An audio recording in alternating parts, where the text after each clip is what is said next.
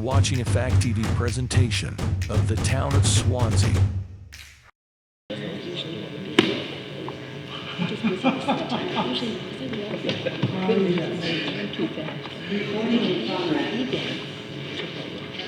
Oh my. Mr. Chairman, it is 6:02. Thank you. I'm a little late. You're late. I queued it in. Oh, Figured you were busy. yes. He's probably just waking up from last night. And he had a cup of coffee too. How are you, dear? Okay. Hey, Yes, Steve, I'm picking on you again. I know, he was here. Okay, it being probably 6:03 by now, Yes. I'll call to order the August 23rd meeting of the Planning Board here at Wickham Hall. I'll begin with the roll call. Scott Self, that's me, I'm here. Richard Lane. Here. Jane Johnson. Here. Brandon Self. Here. Michael York. Yeah. Victoria Ames. Here. Selectman Rep Ken Colby. Yep, Steve Malone, alternate. here. I almost checked you absent, I didn't see you there. Michael Scungio, alternate. Not here. And Brian Vertical, alternate, not here. And we have a full board, so I won't be seating you for anyone unless somebody leaves. So, get back to our agenda. Applications, these are public hearings this evening. It's Planning Board number 23019. That's a minor subdivision. Fieldstone Land Consultants, PLLC, on behalf of All Purpose Storage Swanzey West, LLC, requests a minor two-lot subdivision of property shown at tax map 52, lot 16 on Base Hill Road. Subject of property is located in Rural Ag District and the Business District. Public hearing number 2, number 23-020, site plan review. Fieldstone Land Consultants, PLLC, on behalf of All Purpose Storage Facility, West LLC, requests a site plan review for construction of a multi-tenant services facility to be leased to various service businesses at 115 Base Hill Road. Subject property is currently shown at tax map 52, lot 16 in the Rural Ag District and the Business District. Upon a finding that the application meets the submission requirements of the site plan review regulations, the board will vote to accept the application as complete, and public hearing may follow immediately or will be scheduled for a time and date certain. Public hearing number 3. This is a boundary line adjustment. It's public hearing or Planning Board number 23-021, and that's a boundary line adjustment. TF Moore Incorporated requests a boundary line adjustment on behalf of FW Webb Company for properties owned by Runway Fun Park LLC and Keith Bell and Kevin Bell, shown at tax map 34, lots 32 and 32-1, at or near 471 Old Homestead Highway. Subject properties are located in the business, residential, and rural ag districts. Item number 4, public hearing. Planning Board number 23-022, site plan review.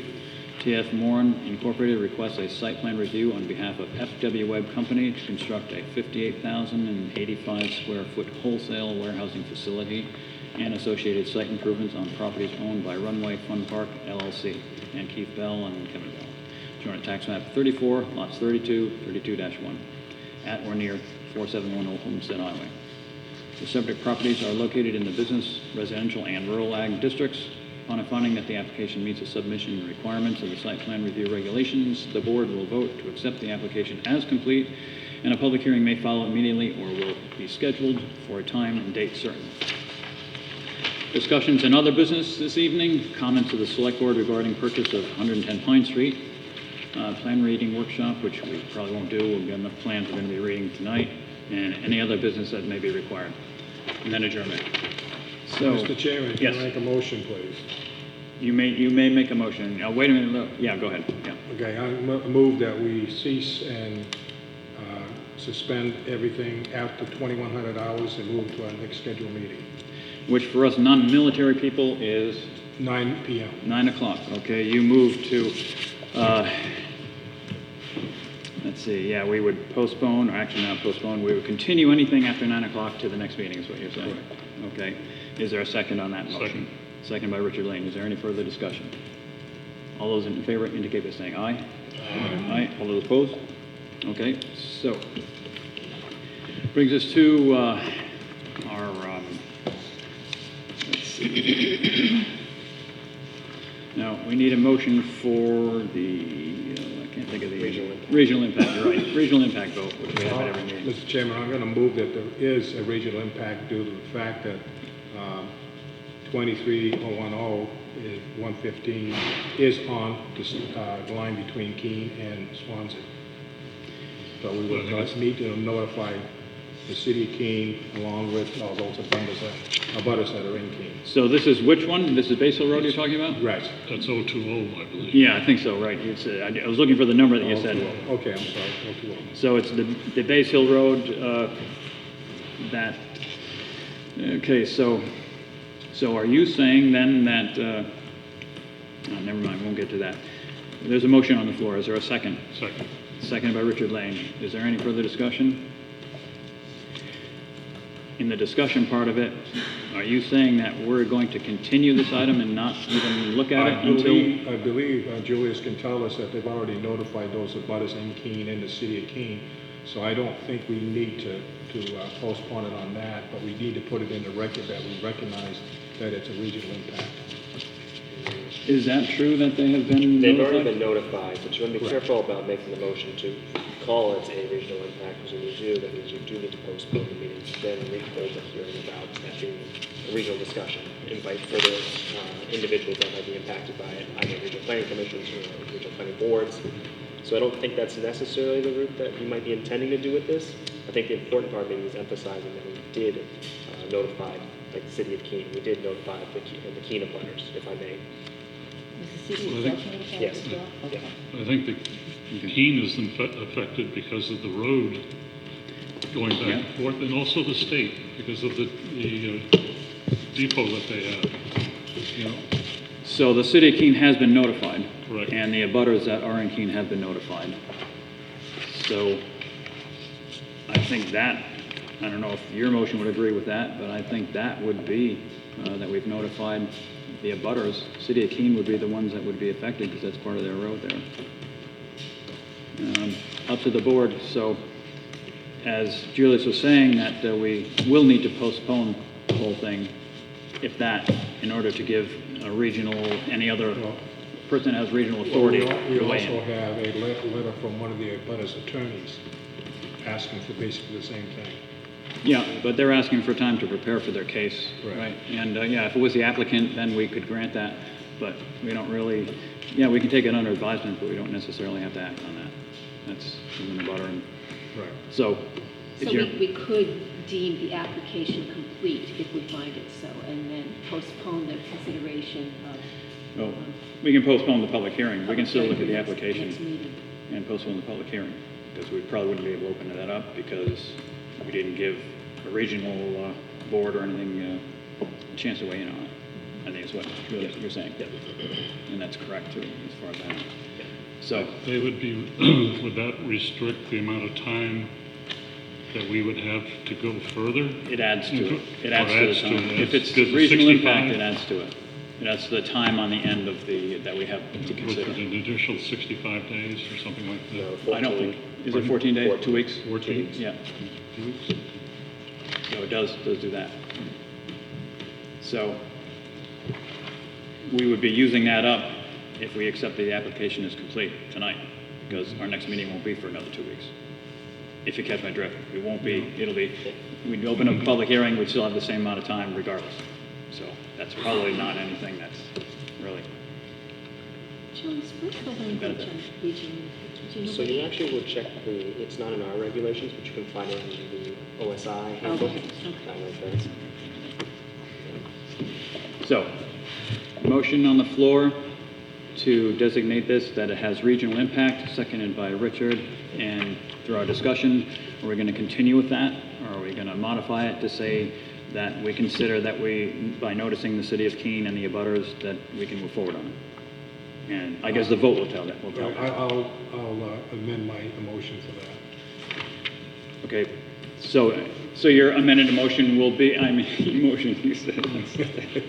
Your amended motion will be to, that it has regional impact, and the planning board considers that we notify the city of Keene and the Keene abutters as proper notification. Correct. Okay.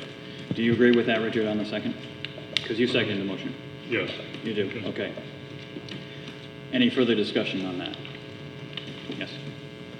Somebody mentioned that the state has property there. Is the state required to be notified and have they been notified? I don't know if they've been notified. They're in a butter, but they haven't been notified. Are they in butter? Aren't they in a butter to the back of that? I'd have to check the list I again. think they were on the, They should be in the back of the property. See if they're on the list. You have a copy of the butter list, right? Yeah, I'm Okay. looking for it. no, the state hasn't. No, They haven't. that's been on the list.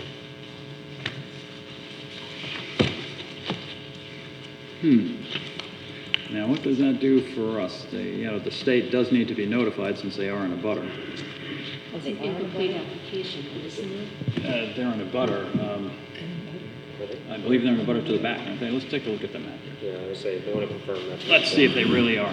Chad, what do you, did you see? They are not. Are they in Brussels or not? It's not. Is there something in between? Would you just point out, or let me take a look at your drawing here and see. Number 3 is a subdivision. Subdivision is sheet 3. The only thing Let's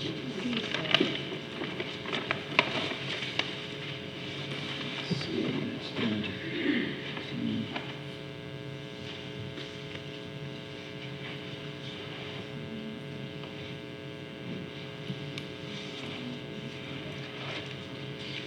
So it's all purpose owns that land all the ways out back there, is that correct? It looks like, yeah, they own the land completely out back to Monadnock Humane Society and to the Buffums there, so. And let's see, City of Keene is the other one, okay, you're correct. The state is not in a butter.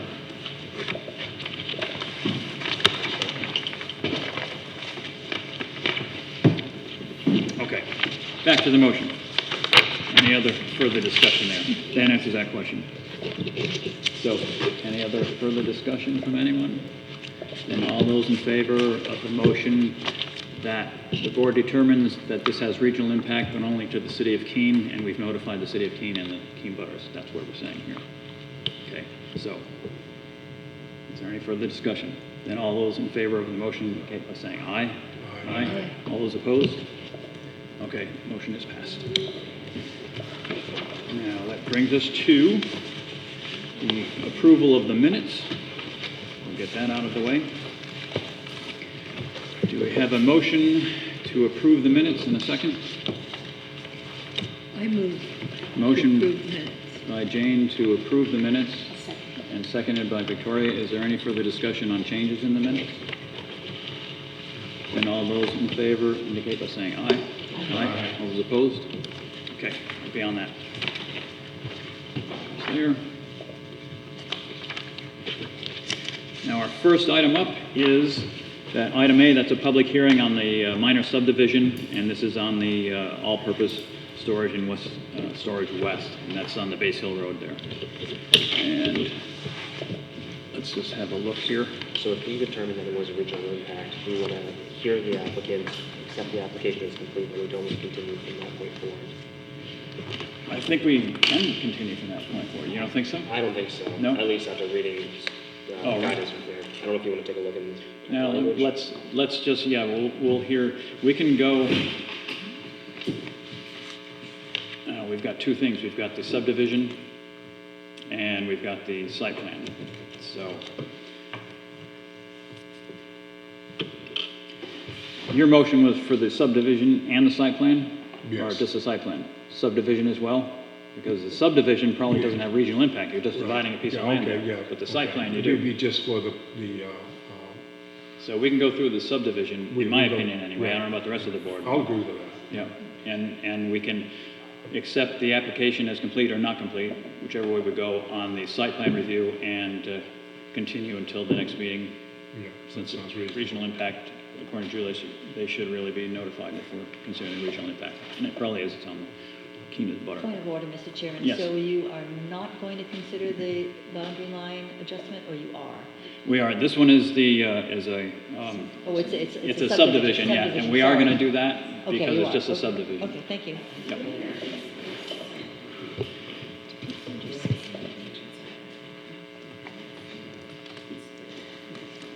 Okay, so the subdivision, and that would be the minor subdivision. And we have the application in front of us here.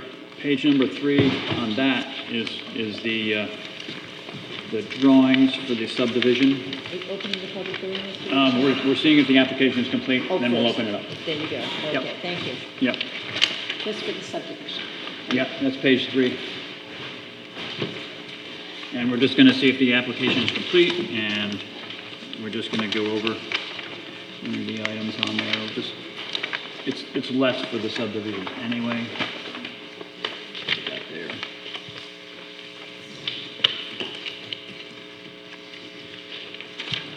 So we have name and address of the owner, and let's see. We have the plat submission checklist, and I can run down through them. Anybody wants to follow on the pages there or not? The subdivision name or title, and that would be all-purpose storage Swanzey LLC. They have that. The name and address of the owner is there. They've checked that. And the scale is 1 inch to 30. They're doing it 1 inch to 80 just so they can show the whole thing, which is fine. They're asking for a waiver there, which, again, the planning board will grant the waiver. I'm sure we can grant that right now, or we can just run down the list. Let's just run down the list. And we have the north arrow. We have that there. And right there. Locust plan, we have it there up in the right-hand corner. Seal of surveyor, down here, certified wetland scientist. That's a wetland scientist. Where's the surveyor? There's the surveyor right there. Okay, we'll get the surveyor.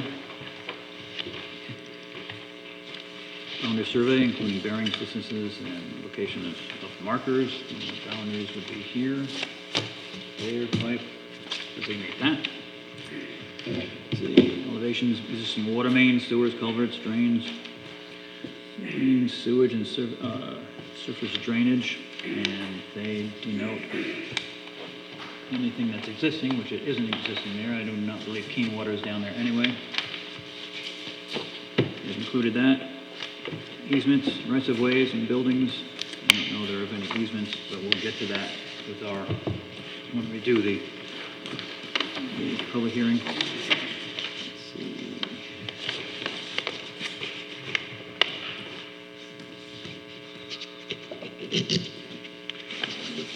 We're going to have to address that.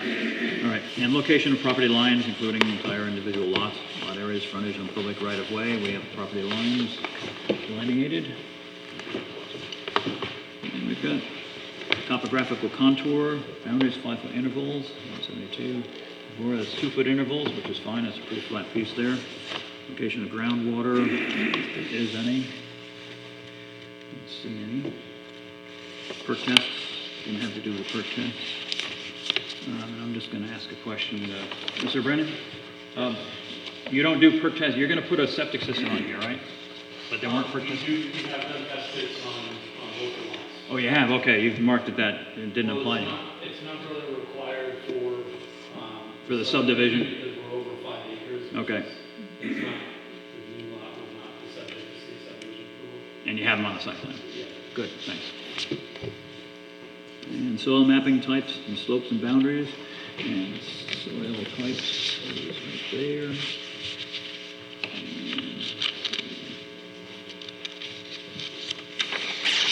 And included deed restrictions, if there are any deed restrictions, may or may not, don't know that.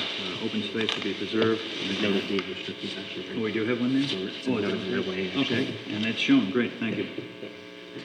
Buildings and other man-made structures remain that are there. There are the buildings right there.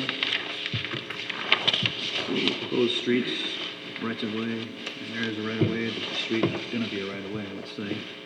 Final road profiles, we need to do that because the road's already there. All drainage and erosion control plans, need to do that. The state subdivision septic approval is pending, and state highway municipal access permit is pending as well. So, it looks to me like everything's on there. Anybody have anything else on there? It's page 3 on the one we're doing. We're doing sheet number 3 for right now. I know, I was Okay. looking at something. Okay. I was listening to. Anybody have any questions for the applicant on that, whether this is complete or not? Would be contour? Soil survey data would be,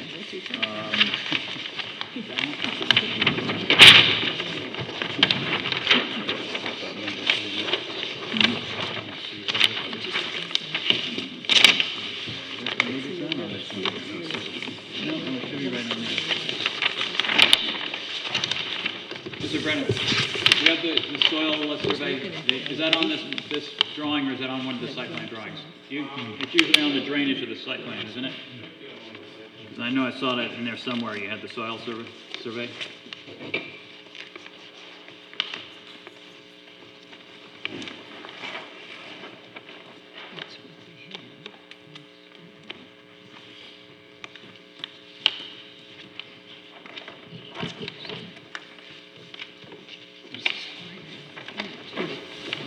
It's really, it's really fun. Picture. It's all through there. I think with this plan, Mr. Chairman, it triggers an alteration of terrain permit, so we have to do a site-specific soil survey, which is an actual detailed soil survey for that permit. So we typically, the NRCS soil survey, which is just an overlay of those soil boundaries, for this site was really just the jurisdictional wetland line, which we have depicted on the plans and certified. So we would be providing a site-specific soil survey as part of that permit. So technically, we don't have it yet. So, You wouldn't have it because it would be part of that permit, which would normally be a condition of the site plan. But That we has do been a- have the soils boundary for just jurisdictional wetlands line detailed on the plan, so technically that is but yeah, okay, so Thank you. it's an item that has to be on there, so you can ask for a waiver on that, and that it'll come later, like you're saying, with the alteration of terrain permit. I would be happy to do that. Thank So, you. I would be happy to do that, Mr. Chairman. I'd like to formally request a waiver because we're going to be exceeding that standard with a site-specific soil survey as part of the site feedback, which is on. and it's the soils are probably the typical, it's in Swanzey, the Windsor loam, I don't know, 52 or whichever that one is there. But it'll be with the site-specific permit there. So he's asking for a waiver, so we need a motion whether we're going to have a waiver or not to have them delineated on this drawing here or not, which they are not. I thought they had them here, but they don't. So, a motion to grant the waiver or not grant the waiver? I make the motion that we grant the waiver. I'll second. Motion by Brandon to grant the waiver for the delineation of the soil types, seconded by, write your name for a second there. Michael. Is there any further discussion?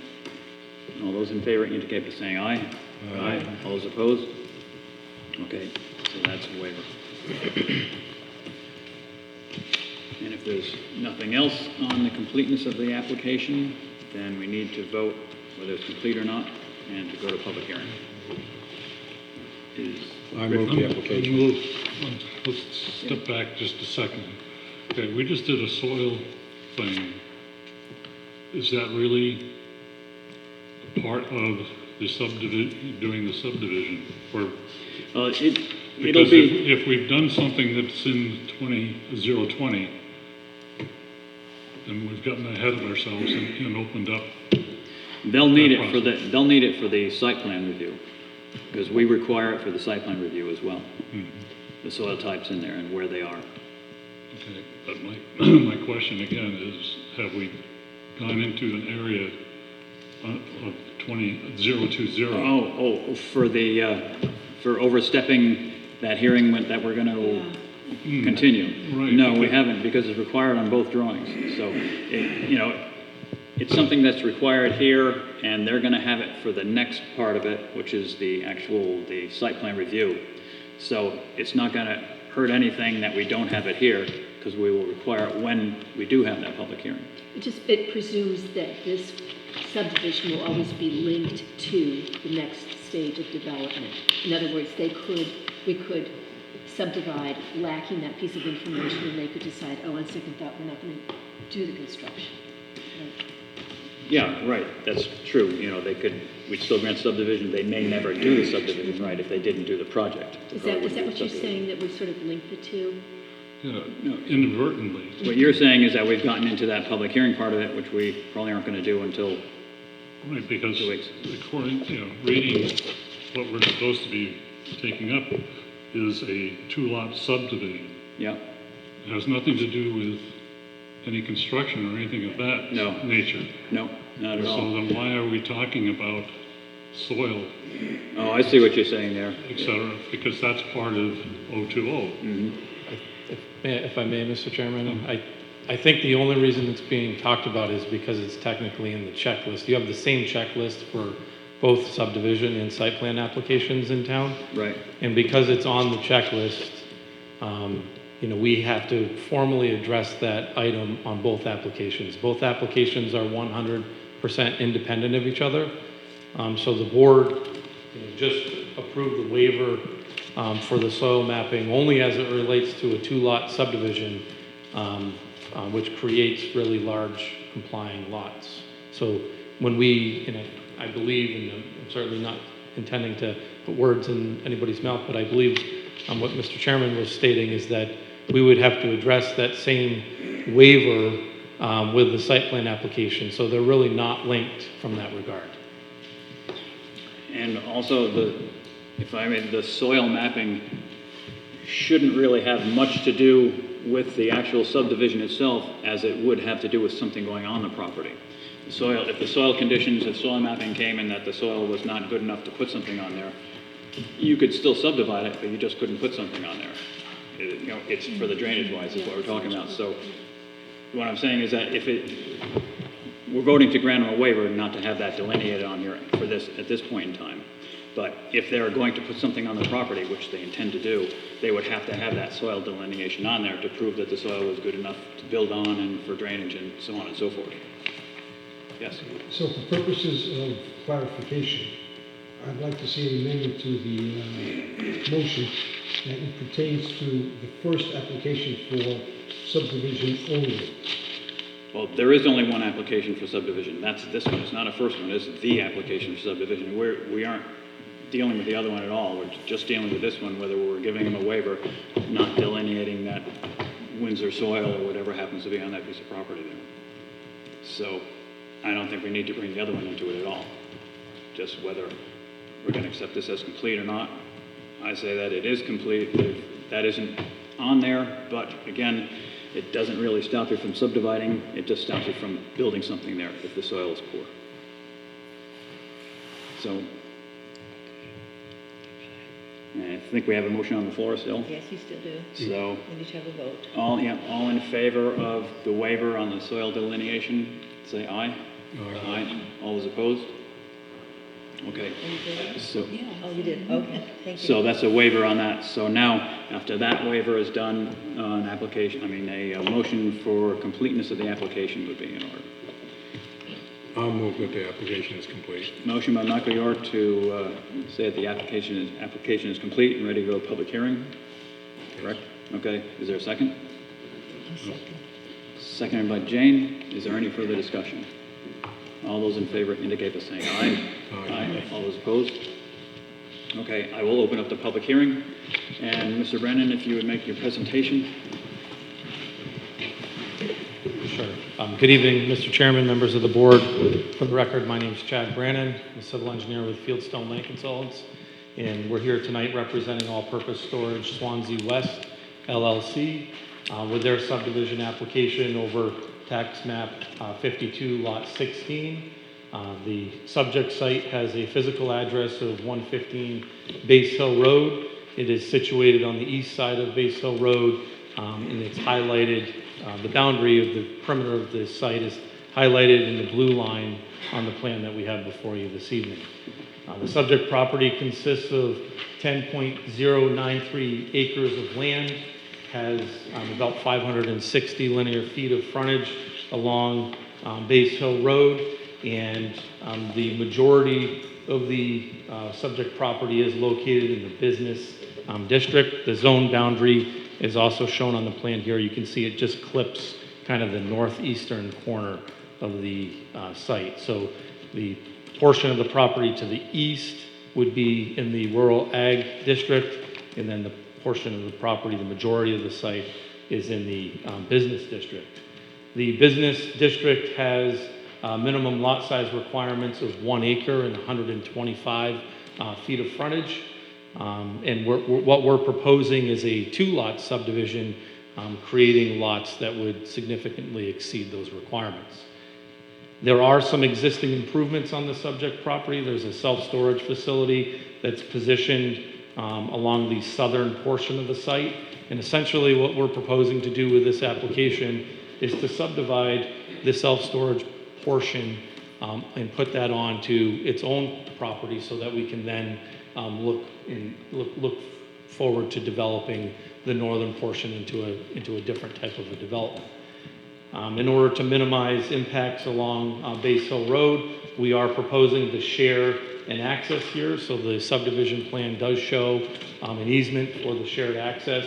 And then, we do have some proposed easements stormwater-wise also shown on here, which is kind of taking a step ahead, but because we have planned for that, we do have some drainage easements on this plan as well. All of those easements would be between the two parties subject, or between the two lots that we're proposing. So the lot with the self-storage facility on it would be 3.143 acres in size. We have it depicted as parcel 52-16, and then just to the north of that, we have a 6.95 acre property proposed, which is depicted as parcel 52-16-1. Both of the lots would, far exceed the 125-foot minimum frontage requirements. We've depicted all of the applicable setbacks. We're not proposing any development in this application, so we're not really speaking to, anything that's proposed with the site plan. It's really kind of a simple, straightforward application. We believe we meet all of your criteria, and we hope the board would consider, an approval for this application this evening. Thank you. Okay, thank you. The hashed-in area where the driveway is, that's the boundaries of the easement. It looks like there are boundaries on there. Is that correct? Is that what that is? That's correct. We have defined that shared access and utility easement with that hatch. Okay. Correct, Mr. Chairman. Yeah, go ahead. Regarding the easement that you will have for drainage, which way will it go? In other words, does the self-storage facility require the northern parcel to make its drainage work? Or does it go the other way? So the self-storage facility, because of the date of that development, Let doesn't... me just stop you there for a second, because you just got done saying we aren't proposing anything for that piece of land, and I know that you asked about it and stuff, but it really pertains to if we do the site plan part But of it he's there. talking about an easement that's built into this. He is talking about an easement. It would there. benefit, And- I guess, just to answer your Yeah, okay. question in a very broad base, it benefits both properties because drainage from both portions of both sites will go there. How does the easement will be on the, It'll be on 5216, so it technically Okay. benefits Okay. 16-1. okay, thank you. Yeah. Any other questions from the board?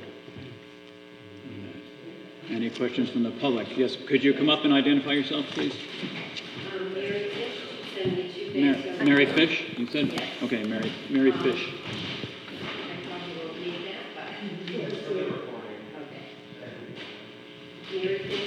To Base Hill Road. I have one question regarding the boundary lines. The map shows a boundary line that's very squiggled, and it shows that they found 2 pins and 2 pipes. It doesn't indicate who that property belongs to. When my husband and I purchased our land 46 years ago, we were told that that is our property line that goes into the field.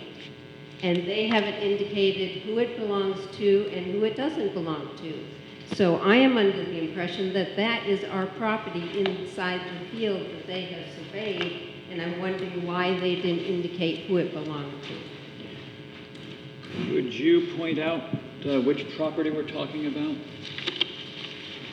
He probably can, he's a Yeah, surveyor. you can. Where you found the 2 pins, you indicated you found the 2 pins over here, right up here to here, and you didn't say who belongs to you. That was the line right there, and I believe that is our property. Can you tell me if that's different? So what we are defining here, Mr. Chairman, is our boundary. I just want to see what you pointed out. See, they're showing this as a straight line, but the town line actually goes up this way, down this stone in the front. So it slants down like this, so our property actually slants and goes into the field. And those are the 2 pins that they found there, that are in the ground. But they didn't indicate, how line is, that it's their property. That's correct. Everything inside the blue is the owner of All-Purpose Storage West LLC. We have defined this boundary. So what did you define those 2 pins? How did you justify those 2 pins as theirs? Well, we did the research, boundary research on all the adjacent properties. And we surveyed it. We did a physical field survey. There was title research done. And that's the decision for the boundary of the property. We certified to it, and so that is... Decision by your company? Absolutely, yep. And the attorneys that did all the title research. So not the decision by the city of Keene or the property owners? Well, those adjacent property owners don't make decisions. There's information on... Just Okay, address, I'm going to let you talk, and address then me, I'm going to but- talk. That's the way this works. But, right, the decisions generally in that regard are made by the surveyors and not by the city or of the Keene or the city or the town of Swanzey either, but surveyors from deed information that they research and title searches, as he mentioned as well, from the attorneys. So, And you can see, Mr. Chairman, we do have a surveyor certification on the plan. Yep, that's right. That defines that we have defined the boundary on this property within appropriate state certification guidelines. So we've done the means and methods necessary to certify an appropriate boundary for this property. And you can still privately dispute that, regardless, if you wish to, and have it decided civilly. But that's not a matter for our board tonight. I was just curious why they did not, indicate that it was someone else. And that doesn't answer your question, right? Or it does answer your question? It does not? Okay. We represent on the plan that anything inside the boundary that's highlighted in blue belongs to our applicant, our owner. Okay. And any other questions? Yes, sir.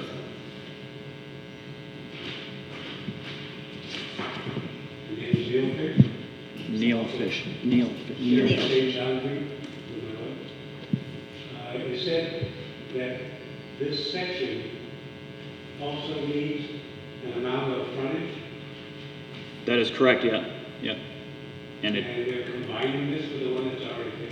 no, and they're splitting, well, I'll let Mr. Brandon talk to it, but they're splitting the property. You're ending up with 2, if he would point that out.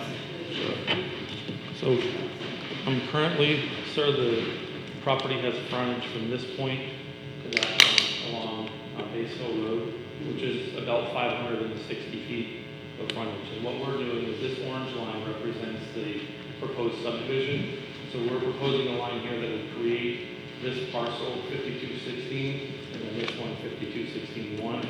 And the frontage on this new property would be about 225 feet. So we would far exceed the 125 foot requirement. And then this one is obviously more than that. It's even more to be the remainder of that 560 feet.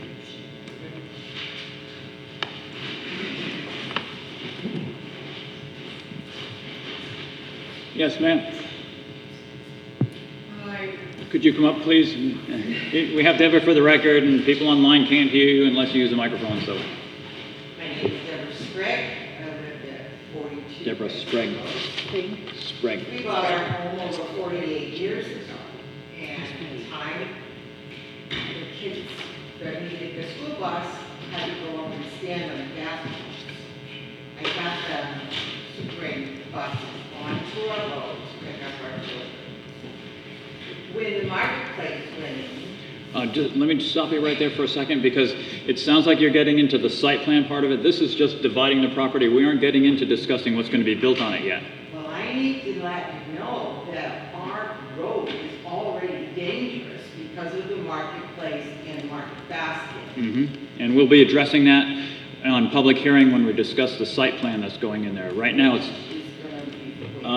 it looks like it'll probably be postponed, but just stay with us and we'll let you know the date when it's going to be posted or continued probably. The traffic is horrible, the road Yep. is narrow, they haven't even cleaned it after our tornado. And the planning board will look at that when the site plan comes up. And this is just for dividing the property, that's it, just a We will small. be notified again. You won't be notified again. If we give you the date at the meeting when that public hearing is going to be, that's when it's going to be. And generally, you don't send out notifications prior to that if it's notified at the meeting, and we will do that. Okay, thanks. Any other questions or comments? Anybody from the board? Then I will close the public hearing. So, have a look, discuss, motion. It's pretty straightforward. You're taking one lot and dividing it into two. They have the proper frontage. Easements on there. It's straightforward in that regard. And again, we're just doing the subdivision. We aren't talking about anything going to be built on it. So, motion would be in order, one way or the other. Nobody else wants to make a motion tonight? I think it's you. So moved. A motion It's by complete. Michael York to approve, voting to approve. Right? The application. We already did the application, that's Right, I'm complete. sorry. I'm approving the Approve the subdivision. subdivision, okay. Motion by Michael York to approve the subdivision. Is there a second? Seconded by Richard Lane. Is there any further discussion? All those in favor indicate by saying aye. Aye. All those opposed? Okay, we're through that part of it. That's the subdivision part of it. That brings us to the next item, which is the site plan part of it.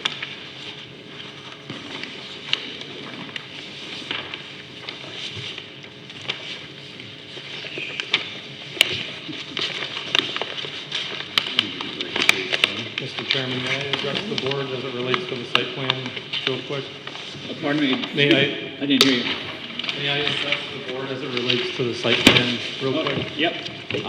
Since the board has deemed that the site plan is of regional impact, and I know the soil will be a discussion item for this particular application, and I do know that there is another application on the agenda this evening, I think we would just like to request a continuance to your next meeting 2 weeks from now, so that we can, work on addressing, that soils comment, so that we won't have to formally request that waiver for that.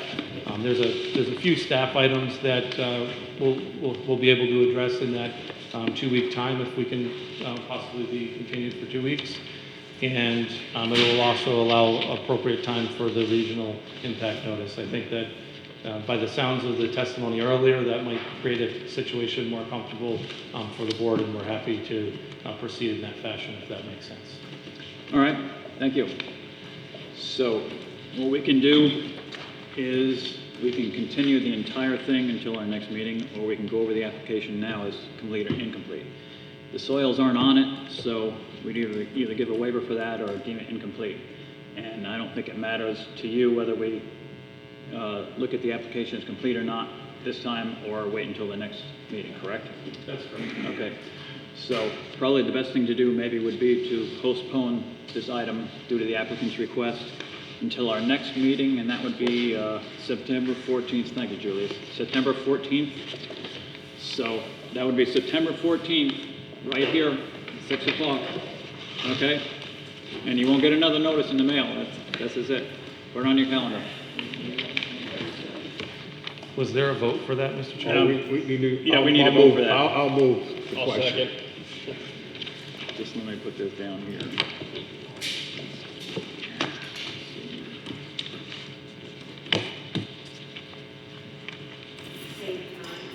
Yep.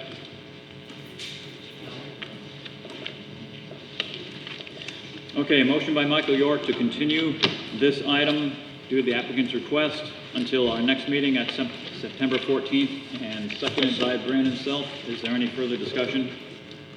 All those in favor indicate by saying aye. Aye. All those opposed? Okay, we'll continue. Thank you. Thanks.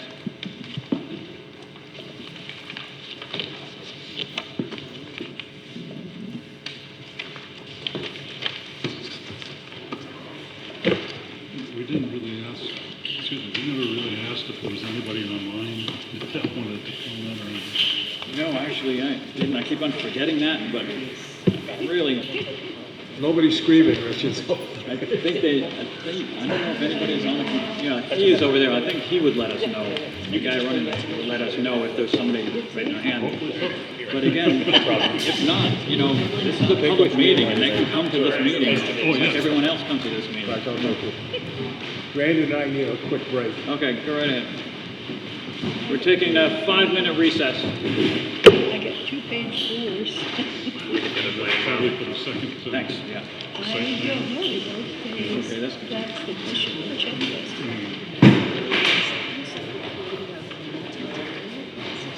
In this one that we're talking about, I mean, the basic one, it's an odd thing. We're gonna have to get into that during the public hearing to see. Yeah, it's not so much story as it is, yeah, like multi-tenant. Yeah. I don't know if they. I mean, not these are the dense balls. We don't want that, We maybe. like them, baby, but they're weird. And if you're not home, they spit, they won't. Just a reference to it. Let the water out and then shoot. Back here, yeah.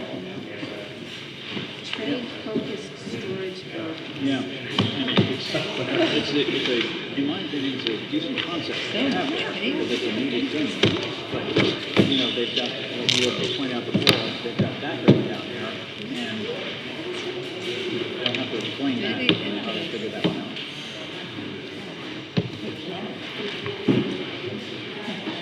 I did walk the boundary, I think she's not the one that just the north.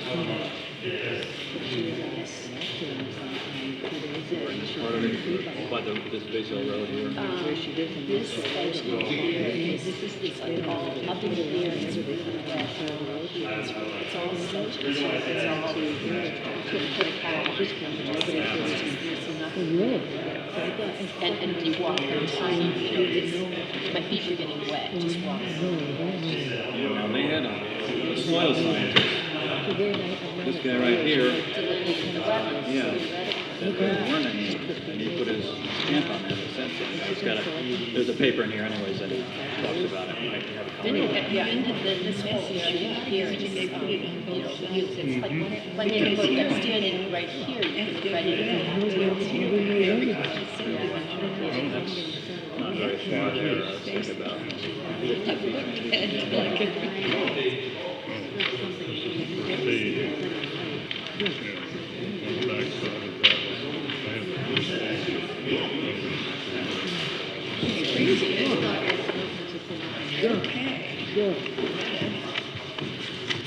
Well, here, so I'm standing with my feet on the low part, and there's the one picture.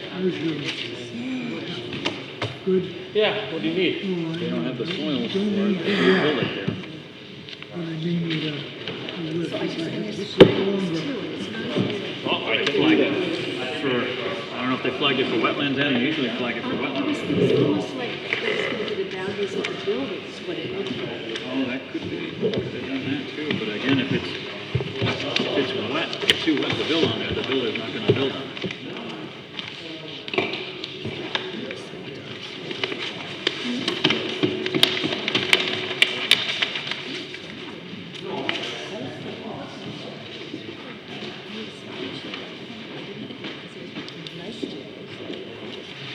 Don't mind me, I just need to stand. Standing is good. I mean, you know, it's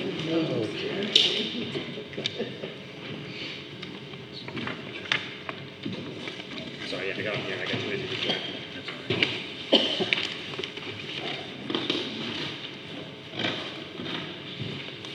Jeez.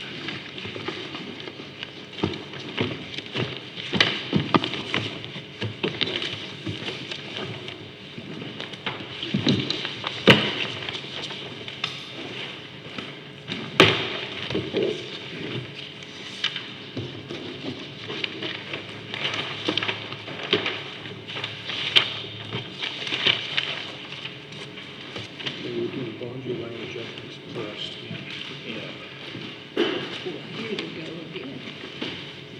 We have, Mr. Selectman, I'm requesting a pay raise for the planning board. oh, that is. Just one Good second. night. Okay. I thought you'd give me 100%, 100% is zero, is zero hours. That must be the one I saw. I looked at it over town hall. Go with that. So this is the copy that actually Victoria was able to draw on, so maybe she needs to look at it. Pull it right over around. And we can go with the switch just to. Okay, I'll call the meeting back to order. And our next item is a boundary line adjustment, and that's a public hearing. TF Moore Incorporated requests a boundary line adjustment on behalf of FW Web Company. And that's over for properties owned by Runway Fun Park and Keith and Kevin Bell. And that's at tax map 34, lots 32 and 32-1 at or near 471 Old Homestead Highway. And the properties are located in the business, residential, and rural ag districts. So,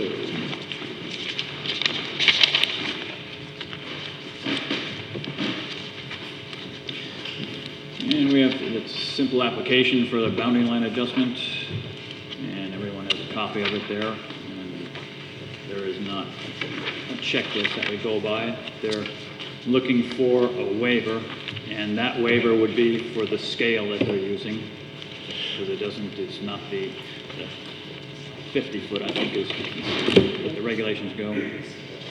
So they're looking for that waiver, and that's it for the scale. And in your packet, you have a small drawing of it. There's a large drawing of it there of the subdivision.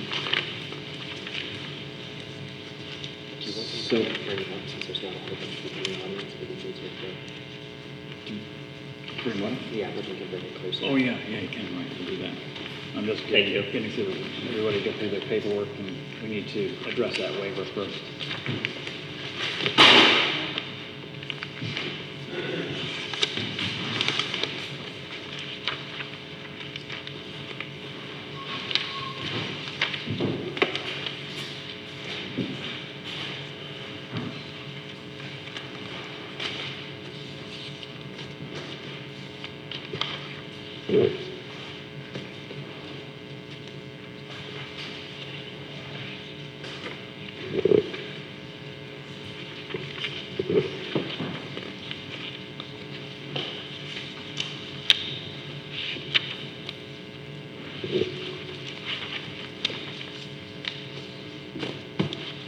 So they're looking for a waiver. We require 50 foot per inch on the subdivision regulations, and they're giving us, I think, a 60 foot per inch, which no big deal really, but they're just asking for a waiver because that's part of our regulations, so we have to deal with that. So, anybody? There's three different scales that I believe that I read that are involved in this. Well, let's take a look and see. We'll find out right now what that is right there. I think there's,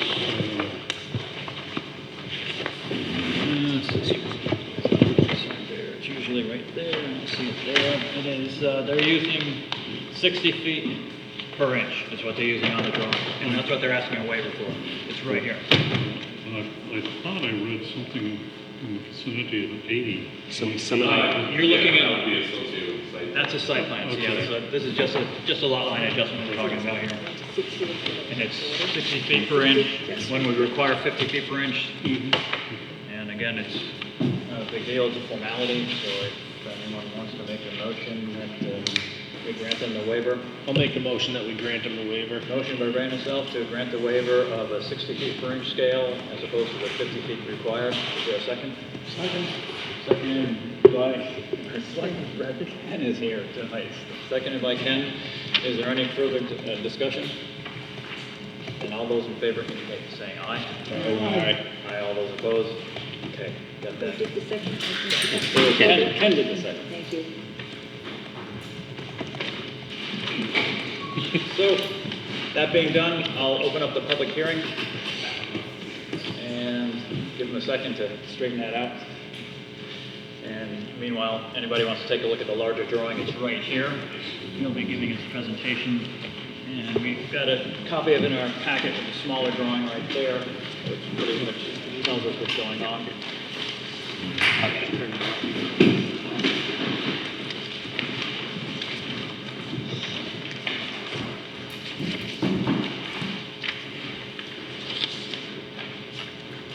Yes? So I can take that from you. No. Point of order, Mr. Chairman. Yes. Is the application paid? Is that something that you've already voted on? No, we generally, on the lot line adjustments, we don't. But you did that before with the other, which is a subdivision. That's a So you subdivision. did the subdivision, but Yeah. not along the This one- boundary line adjustment. Yeah, they don't have a checklist on it that they I have to see. include this, Got it. and this. Understood.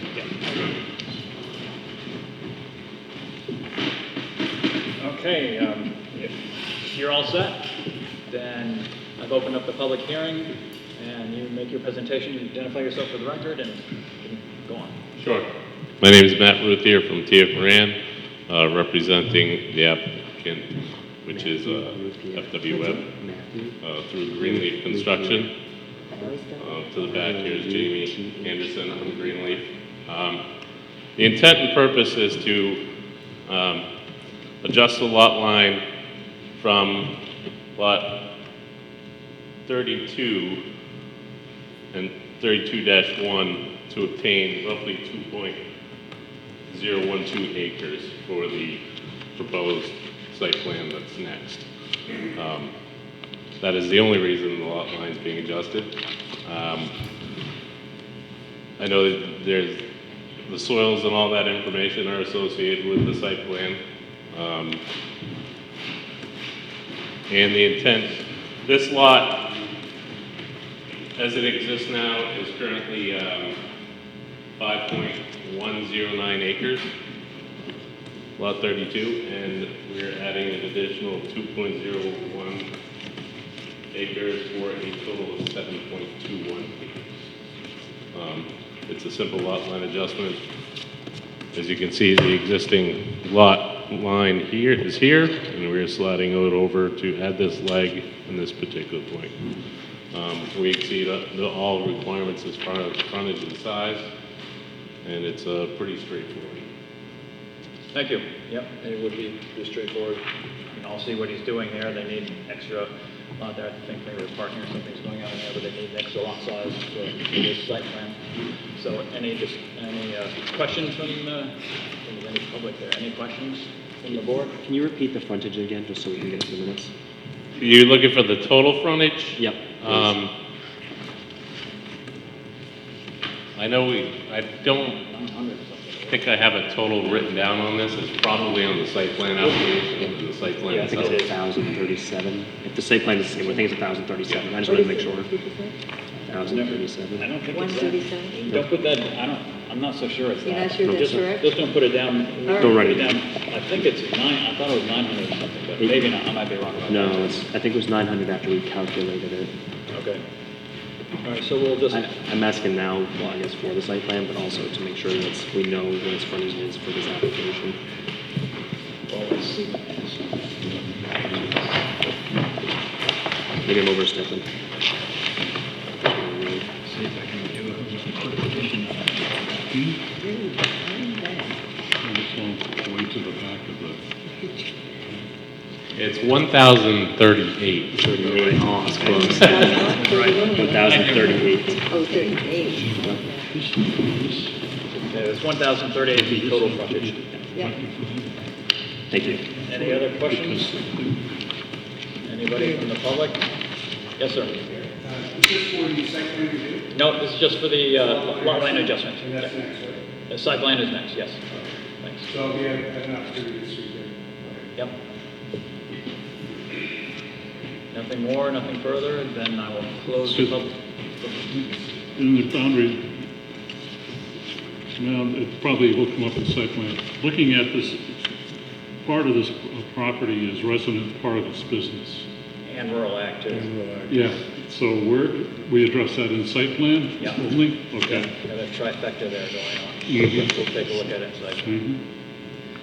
Mhm. Any other further discussion here before I close the public hearing? Then I'll close the public hearing and board to deliberate. Again, it's pretty straightforward. Move the line over, give them extra space to develop that piece of property. Any discussion? Any motions? Motion to be accepted as. Motion to approve the lot line adjustment by Richard Lane. Is there a second? Seconded by Jane. Is there any further discussion? And all those in favor indicate by saying aye. Aye. All those opposed? Okay. Done with that part of it. Now we'll move on to the site plan review. Well, we can get into the details there.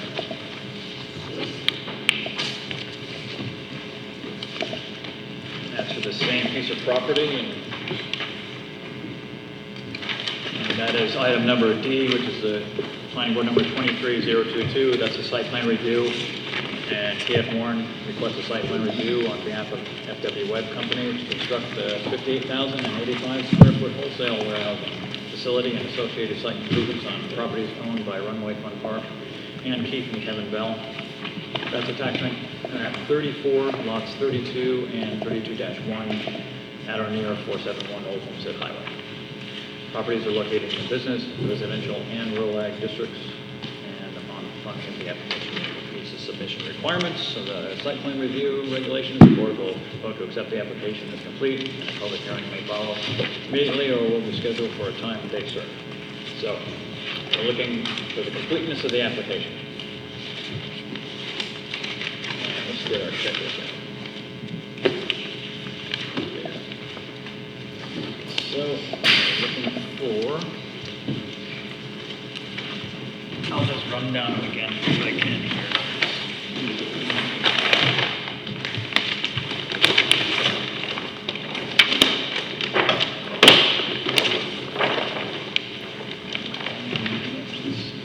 So, let's see, they're asking for a waiver, let's see. They're asking for a waiver for the scale again, and which again is no big deal. Or they'll need a waiver for that. And let's see what else here. And a waiver for site plan trees along the frontage, and we can, I don't think we ought to grant that waiver yet while we're doing the completeness of it. That'll come up when we're discussing the whole site plan because it has to do with the number of trees along that frontage there. So we'll just skip over that waiver. They don't really need a waiver. It's what the board approves and what the board doesn't approve. So the only waiver here on the completeness part is the scale. And we can get that out of the way right now, actually, with a motion.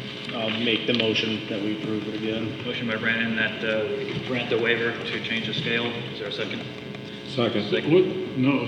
Okay. Are you seconding or you? No. Well, let him second it first, and then we can discuss we're on the motion, and you second the Well, motion. he's suggesting it's a motion of 1 to 50. 1 to 60. 1 to 60, and there are 3 different scales here. I mean, there are 2, because there's 1 to 80 at some point on this also. But it just has to do with how it fits on the plat, really. The scale really isn't a huge deal to the planning board here. It's No, so I'm just covering our bases. Oh, yeah, okay. Well, if we give them a motion to grant them a waiver on the scale or scales, if there are multiple scales, then that should cover it. Make it plural, that's fine. Plural. Motion plural. You made the motion, you second it. Second. Good. Okay. Any further discussion? Then all those in favor indicate by saying aye. Aye. All those opposed? Okay. That's out. Let's see. Where was that here? Right there. So, name Name and address of owner is on there. Tax map and lot numbers are on there, but that wouldn't be there though. Tax map, lot number right there. North arrow. Property line. Here. North arrow right there. Plat preparer, name and address of plat preparer. That would be. They did the weight on the scale of most applications. They had to do it twice because there's 2 applications on the Right there, civil engineers, them. Cindy sketch is right there. This is the 3rd time we've done it. This is abutting landowners, and I don't see them on this plan. Oh yeah, I do see them on that plan. Okay, landowners there, there, there. Physical features, uses within 200 feet. And they've got them on the perimeter there. Not much physical, seeing how it's all flat, but it's there. And if I'm wrong, just jump in if I'm saying something wrong here. Perimeter boundary lines, lot area in square feet and acres. And that's here someplace.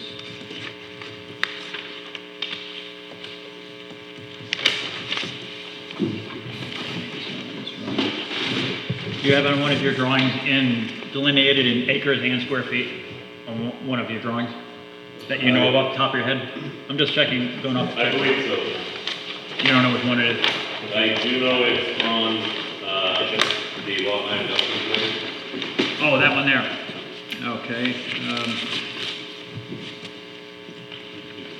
C4. And it may very well be on the site plan as well. Well, that drawing is included in the site plan. Yeah. I think that would be drawing C4. Boundary lines, acres, so, yeah, okay, right there, boundary lines.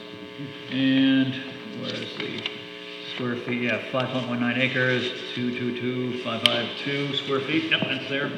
Shape and size, and height, location, and use of existing structures on the site. Those that are proposed, and that's what's existing there, showing us there. And other places in here are the proposed buildings that we've seen. So we know that's there. Let's see, name and location and widths of any existing and proposed roads on the property. And let's see, we have the driveways. They're not in this plan, but they are in the other plans there. On C7. Is it C7? All right, that's the overall site plan. Yep, C7. Let's see. Yep, and there they are. Shown driveway, new driveway.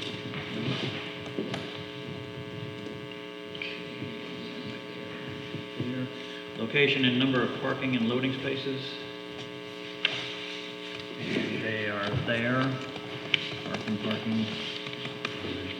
Landscape plan, I know is included in there because I saw it on here. Landscape plan right there.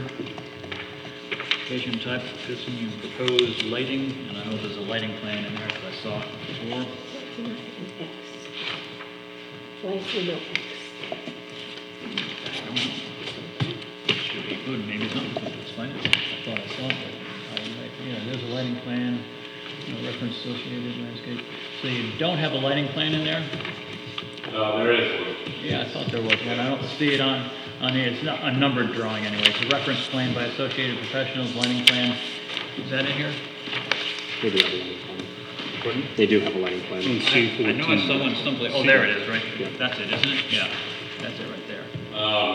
It's the very last It's kind of more Sorry, colorful that's looking, I think. That's fine. Yeah, that's it. That's it right Couldn't there. see it. Yep. That's the one there, that lighting plan. And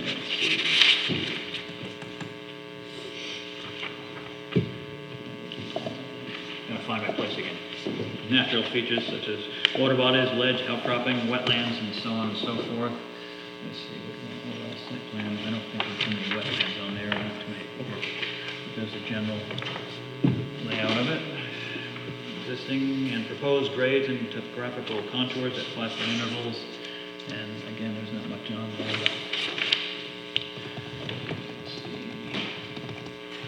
Let's see. Look like it's and C9 is, let's see, 10, that's what's proposed. And let's see the existing conditions.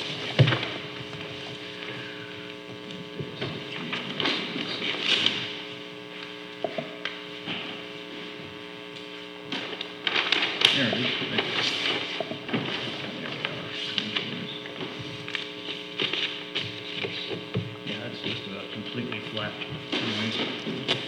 And that's the existing somewhere, except for over there, right? And 12 is 2-foot intervals right there. But, let's see. Size and accurate location of all existing and proposed water mains, culverts, fire hydrants, and fire ponds. And there aren't any fire hydrants over there, or there's no water over there that I know of either, no water mains. Culverts on there. And it's not marked because there aren't anything. Either providing water supply, I know they have a well on there someplace at the top of the drawing. It's not on this one, but I know there's a well proposed there, or there's an existing well. So over here. Surface drainage patterns, and they have that on that other proposed drainage drawing. We've got that. Let's see, this one is not what, like you said, signer, copy of certification. You're putting in a new septic system over there, correct? Yes. Yeah, okay. Yeah, it's pretty much been signed off, minus the AOT permit, which they won't really see that. Okay. Okay, location and type of proposed sewer disposal systems, again, that's covered there. Say a well showing 75-foot radius, that is in this set of drawings. Okay, soil survey data from Chester County Soil Survey, and those are delineated.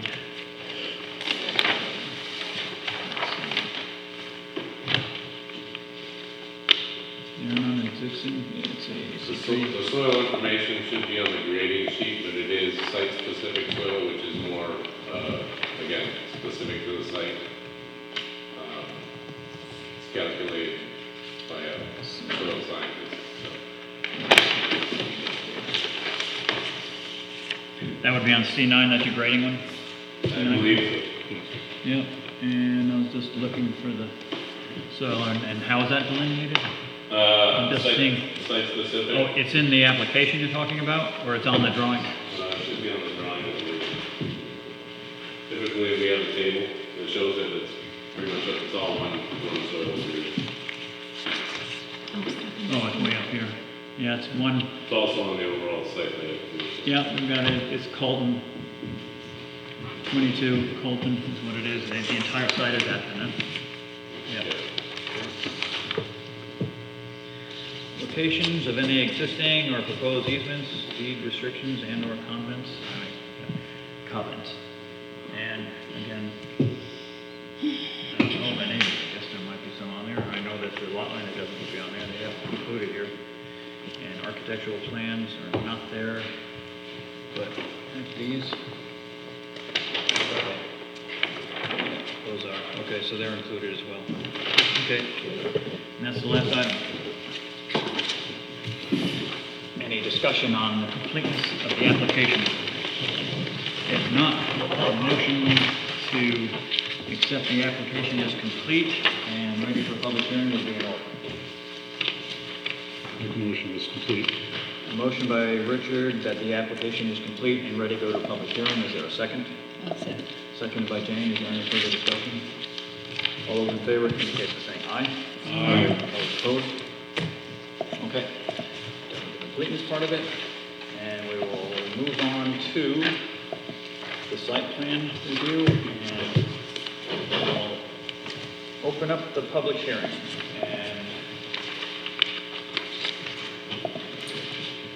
And you may make your presentation.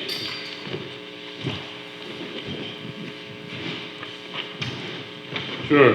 Matthew Ruthier from TF Moran, representing the applicant FW Webb.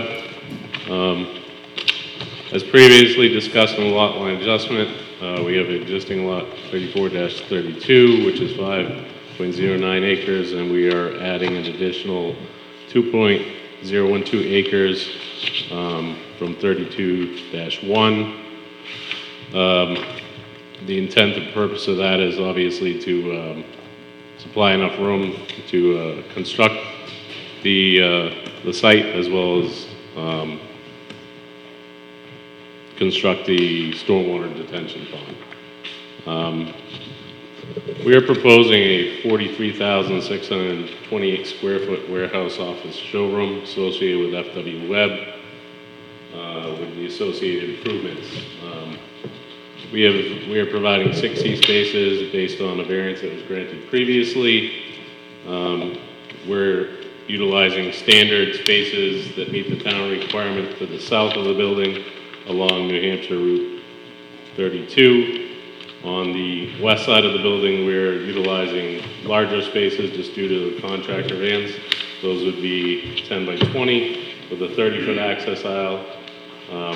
On the rear and east part of the building, there will be some additional contractor spaces, parking spaces to the north. The area to the north and east of the building will be completely surrounded by fence in order for security. That will follow all around the perimeter and come back and tie into the building to the east near the truck entrance. We're proposing 2 access points to New Hampshire Route 32. The western one would be mostly for contractors and people visiting the showroom, which is located in the front of the building. The driveway to the east or north will be for truck traffic only, for deliveries and whatnot. We are treating, it will have on-site utilities. We're proposing a well in this area here. Our septic will be located in the back up here. We're directing all surface runoff and roof runoff to the stormwater ponds. We have 2 of them, one to the east and northwest. These will all infiltrate and be filtering practice just due to the sandy soils and rapid permeability. The state requires us to slow those down and create some kind of filter. So those will all be filtered back into the ground and recharged. We have provided landscaping per your newer regulations. Obviously, we're looking for a waiver in regards to the frontage and the requirement. And that's pretty much the base point of it. The loading docks are in the rear. There will be an access drive-in door for inside the building, as well as one to the north. Everything is provided low-level cutoff lighting that meet the requirements, dark sky compliant. And that's pretty much the general program that's before you. Okay, thank you. Any questions from the board here before we get started on the presentation? Where's your snow storage area? We have snow storage highlighted on our overall site plan, I believe. There'll be some snow storage here, pretty much straight from the parking back. We have this whole area that we are utilizing as storage. This is somewhat of a depression that then will, as it drains, it will run out into this basin. And we have some additional storage here because it's actually bermed up to that pond as well, so it'll keep it pretty much into the parking. This parking, for the most part, is sheeting down to the edge along some bituminous curb to the outlet point there. Would you address your traffic study? You did a traffic study by the looks here, correct? Yes, it was a general trip generation memo. And I see that you did it under the category of warehouse development or warehouse. And it just seemed a little, the traffic seemed a little low to me for what this is going to be. This is going to be a little bit more than a warehouse, right? Because there's a showroom there. It's going to be, well, wholesale, but the contractors are going to be coming in and out of there purchasing, you know, supplies for the day as they do up Keene there. And where it's up Keene, it seemed, I think it was 8. Let me see if it's here. It looked like on the peak hour, yeah, weekly AM peak hour, adjacent street, let's see, total trips 8. PM peak hour, adjacent street, total trips 9. And is that submitted to the state or is that just submitted to us for right now? That has been submitted to the state. Again, part of the, you know, the adjustment on the traffic is you're looking at peak hours. Mm-hmm. Where, again, contractors are going to be coming in times that aren't necessarily on peak. The hours, I believe, start at 6:30 and go to, I think it was, what was the? Yeah, it's operation? Yes. 5. So 6:30 to 5 during the week. Saturday, I believe it's 12, and then Sunday they're closed. So again, the hours that the trucks will be coming will be typically 6 to 7 a.m. So those are obviously included in the traffic report as peak. But the remainder of the stuff will typically be off-peak. But you must have information from your other locations, correct? Even the one in Keene, for that matter, traffic location. I've been to the one in Keene before, and it just seems to me that there's more traffic in that going in and out of that one up there, and that's going to take the place, this one's going to take the place of that one, correct? Yes. Do you have any numbers from your other locations that you could bring to the board for, just traffic numbers?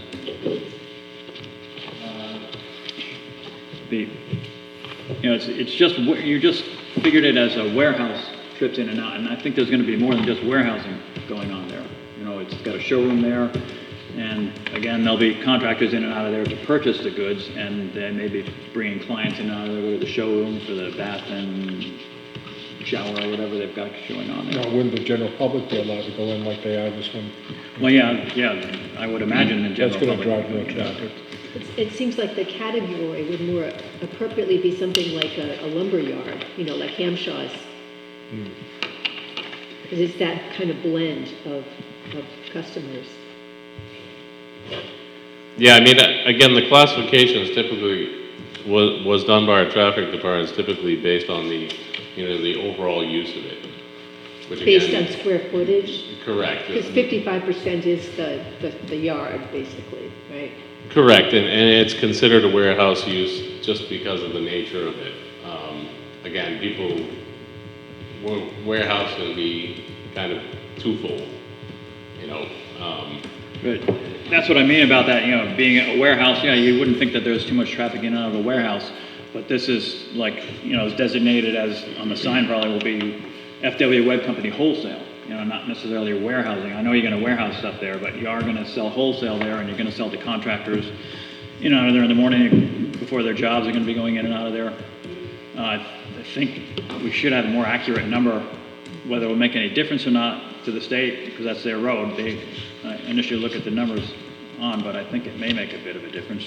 Don't know, but it should be. I think it's a board decision. When was this traffic survey done? Again, what the board needs to understand that this is a trip generation memo, so it's based on standards. There was no counts done. It doesn't base it on the counts. It's based on empirical data that shows what is going to this type of property. But that data has to be collected within a time frame. What I'm getting at is, if you've done it during the summer, you don't have bus traffic, you don't have student traffic, or teaching traffic. As I was trying to clarify, again, there were no counts conducted. This is typical, this is right? a This is what's standard, typically done on right. a warehouse, and that was my point about you using just a warehouse delineation as opposed to warehousing and sales, whether it's not retail sales, it's wholesale. We've reached out to DOT, have not heard yet, but they will obviously, give us their request should they think that it's going to generate more. They would request us to do more as far as the study goes. But as you reach out to them, did you say it was just a warehouse? Well, again, they're very familiar with these types of reports and stuff. So they should know the company, I would think. Right. So if they request more from us, obviously we'll provide it. But the standard is a trip memo because it didn't meet the threshold that then requires a standard full-blown traffic study. Yeah, and they have their traffic studies that they've done of that road fairly recently, I think. But again, getting back to the trip generation, I think they should know, and the board should know too, what the standard trip generation for a wholesale, as well as even a showroom or something like that would be, as just, instead of just for the warehousing. Because there's going to be more than just warehousing there. What's the board think about that? Well, I would agree with that. I think it's the retail part of it too, because that's going to, I've gone in there to get licensed. There's usually quite a few people go in and get there. Yeah. The homeowner that wants to do the stuff himself. And yeah, it's going to be designated as wholesale, but it's probably going to end up being more like a retail, rather than the wholesale, as far as trip generation, I would think, anyway. I think most of the traffic at the existing web is in the room where all the racks are, the interior space, the sales room. So I think more information in that regard, the board might want to see. And the state, they can make their determination. Again, it's their road. They have the final say on it. And they say it's fine, then it's fine. But I think the board should know. Let's see, what else? Any other questions on the site plan from the board? Let's see. I have a lot of questions about landscaping, but I can put those off. Now, let's get into that because of the waiver that they asked, or more or less waiver, the landscaping of those trees in the front there. We need to discuss that. So is that part of what you had on there? I think I have a copy of it. Yeah. So I did a review. I looked at the landscaping. Should I pass my comments to you? No. Dan. Yeah. We're between town planners right now, and so I wanted to look at this very carefully. And I also wanted to look at this very carefully because this is a part of town that we're used to seeing as a big open expanse of green, okay? That's what all we've known forever.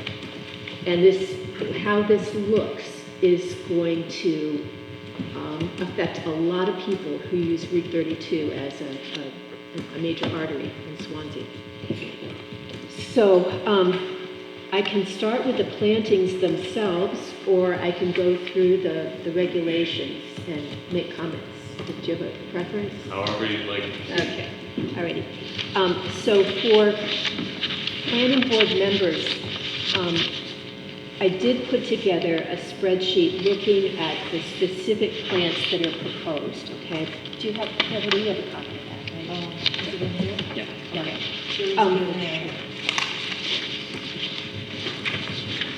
And I want to bear these particular species in mind as we think about where they're going to be.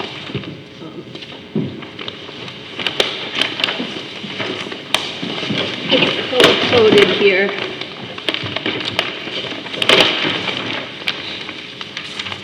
So we have three kinds of shade trees shown here. The first one is the Machia, or Amur Machia, and they've got 11 of those shown along this edge here, and a couple others tucked in here and there.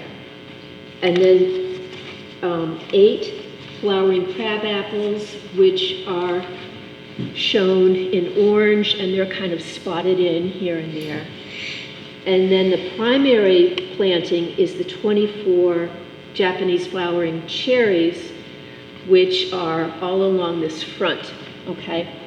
And I looked up each of those species in our handy book here. And our source is the Manual of Woody Landscape Plants by Durr. And learned that the Amur is a nice tree, okay? It's going to grow to be about between 20 and 30 feet, and it's going to have equivalent spread. It's a slow-growing plant, so it'll 12 feet over 20 years. You know, it's not going to shoot right up, but it's a very attractive tree. The crabapple is going to be a problem, okay? It will grow to be 20 to 25 feet, which is great, but this particular cultivar is severely susceptible to scab and also susceptible to cedar apple rust and fire blight. And I would have to recommend that you look more closely. If you're going to use that kind of if you're going to use a crabapple, there are varieties that aren't going to die quickly or be very unattractive quickly. And the third one, the Japanese flowering cherry, I think it is not a long-lived plant, okay?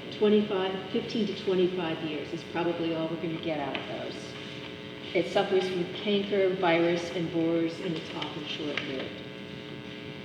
So then those are the shade trees that are proposed.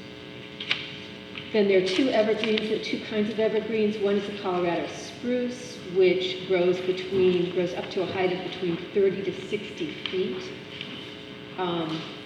That's probably a good choice for this site, but 30 to 60 feet might be a little bit tall for what you want to have. And then the giant arborvitae grows to anywhere between 50 and 70 feet at maturity. So Yeah, again, I have to comment that typically when you look up plants online, you're not going to find these standards. What they're using is a standards tree.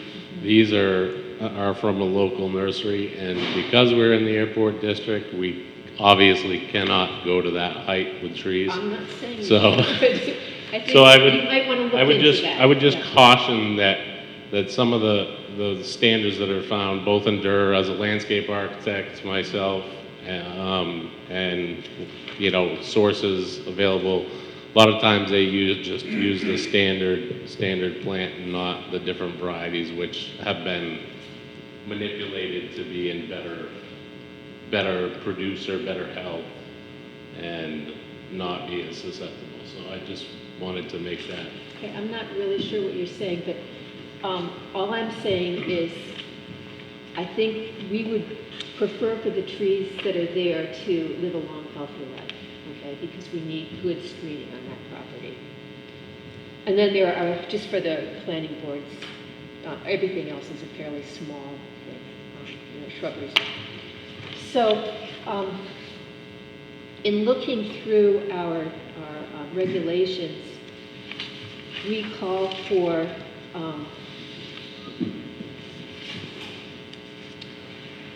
a minimum of one tree for every 30 feet along the perimeter of the parking area where parking spaces are provided. And it looks like you're showing, you've got 6 of the Aimer here, and it looks like you're counting one of these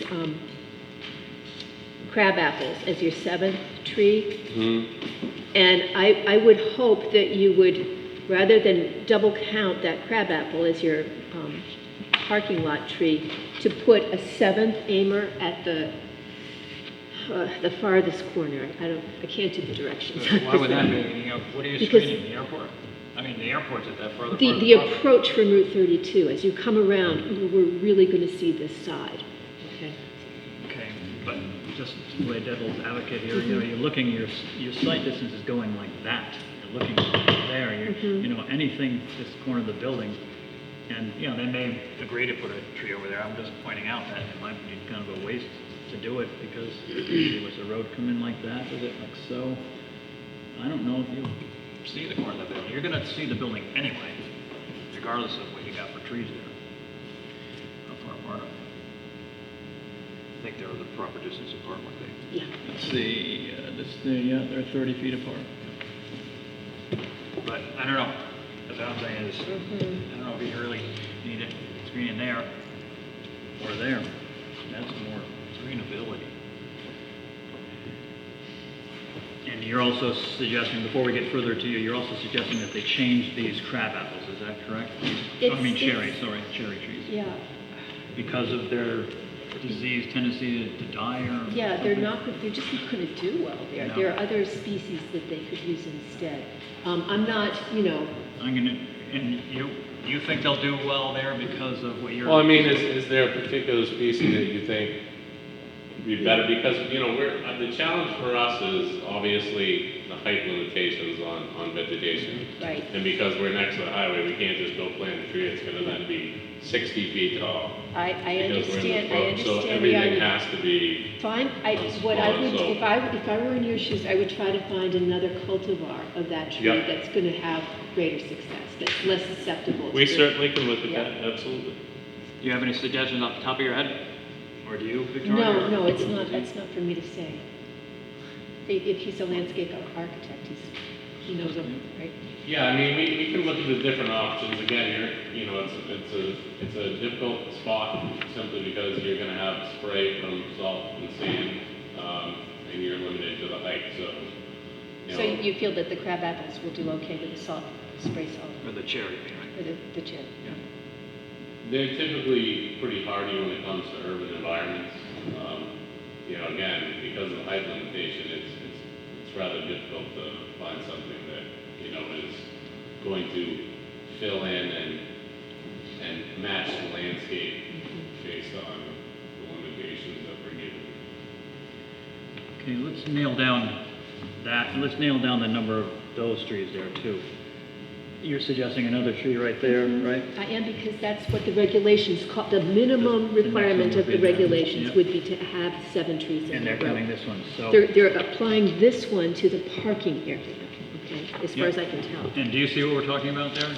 Yeah, you're Double talking counting. about the bump out island where we're putting the trees. Yeah, that you're counting one of those instead of the trees on the perimeter, So as we typically do this, and again, this is kind of an education for you, how we calculate things. So when we do perimeter for parking, we actually say this parking comes straight across. What we do is we do a full perimeter line all the way around and pretty much stop it where the edge of the parking is, because once you pass the certain point, it's a drive aisle, it's not parking. So that's how those calculations are done. How do you calculate that one? Slide them all down. What's that? How do you calculate that one? From there to there? Is that what you're saying? Yes. You did not from there. From there to there?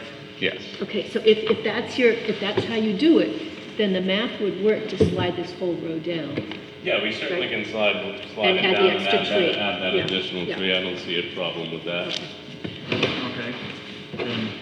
And this one would end up here and. Yeah, it's just a- it's just a And you have shift. another Yeah, dip there. just One- shift it down. So you have a total of 1, 2, 3, 4, 5, 6, 7 trees Yes.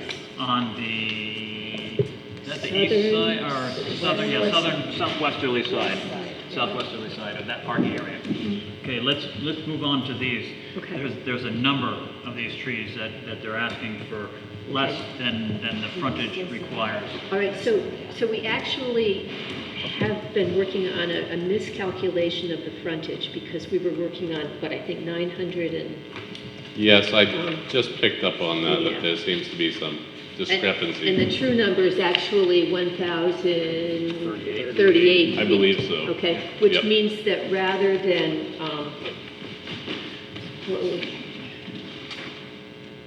you were asking to have a waiver to reduce that total count by 7 trees, but actually you need to have 34 trees, is that? 35. 35 trees are actually what's required. 34.6 is what it comes And we get proposing 24, right? Yeah, and I don't see any rationale for that, okay? In your waiver, you're talking about that they interfere with the flight path, but you've got taller trees in other parts of this proposal, and furthermore, and you also say that there's an issue with utilities, but you haven't defined any utilities that would be in this area where you're asking to half the number of trees. There are overhead utility lines there. Telephone poles here, Yes. there's a telephone pole right there. Telephone poles, currently there are a bunch of encroachments. It shows the for overhead telephone. right there. Okay, Right. I see one, but if you can get away with all of these, why can you not also get away with the ones in between? Well, again, as most people understand, you're trying to screen, again, this, you're trying to soften this. Okay. So that's how we looked at it. Again, the point of having a building that is to have some recognition without a full wall of trees. So what your waiver is then perhaps not accurate in that the reasons that you give in your waiver Again, it aren't is- your real reasons. Well, it is to some degree, obviously, because of the fact we have a different elevation change, so we are climbing. Yeah, that's a lot Okay. higher than that is down there. Okay, but our regulations call for 34 trees along, They call for 30 feet between the 35 trees, 35. You've got 30 feet between all these Yeah, trees and here, then 60. and then 60 So between he those can trees fit, there. he can fit them in and still, So these must be what you drew in there. those are the guess, ones right? I drew, Yeah, yeah. you drew in there. So the rest of the board needs to take a look at that, and we need to make a determination as to whether they should be 30 feet on center all the way there, or 60 feet on center all the way there. As we move through this, we'll address the next thing. So anybody have any, can you see what we're talking about here? Want to come up, take a look at the plans? Come up.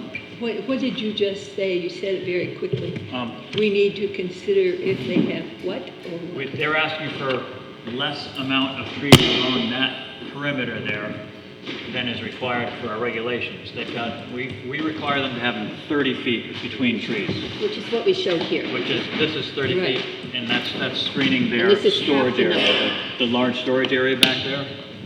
And then they're softening it, it's like he put it, softening it there, they want the building to be seen a little bit more, so they put the trees on 60 feet on center here. Well, And that's part of what they're asking for as a waiver. And I guess This the, is original. These are original, and I added in between pencils. We get into the sight lines. I don't One of think them so. breaks, I can't unplug it. This is original, this is original. They're just, no, There's nothing there. right, no, but I'm saying these are the ones that they put in. Victoria They has show. those in, those pencils ones in there. But yeah, a slight distance there, where's the post office out there? Post office right here. One or two there. Pretty much right where this legend is. No, they're the cherries. Oh, right there. So, I'm wondering if it's a slight issue there. There is a site distance, I believe the trees are on the site distance plan profile. Yeah, I think you're right, I think they are on that. So we made sure they're behind that so that we don't have any problems exiting drives. So you put them in about, So this is what, 20? they're in about 10 feet from the edge of that road. What's this to here? And that's, I don't know if that's the center, that's 10 feet right there, from that line to that line. Is that center 32, or is that? I don't think so, that can't be the center of 32, right? This is the edge What's of that line? 32? The north edge? Yeah, it's pretty much. Okay, so you come up and you have, you're up above. Yeah, we're on the high. Obviously, the trees wouldn't produce much if they were down the hole. Right.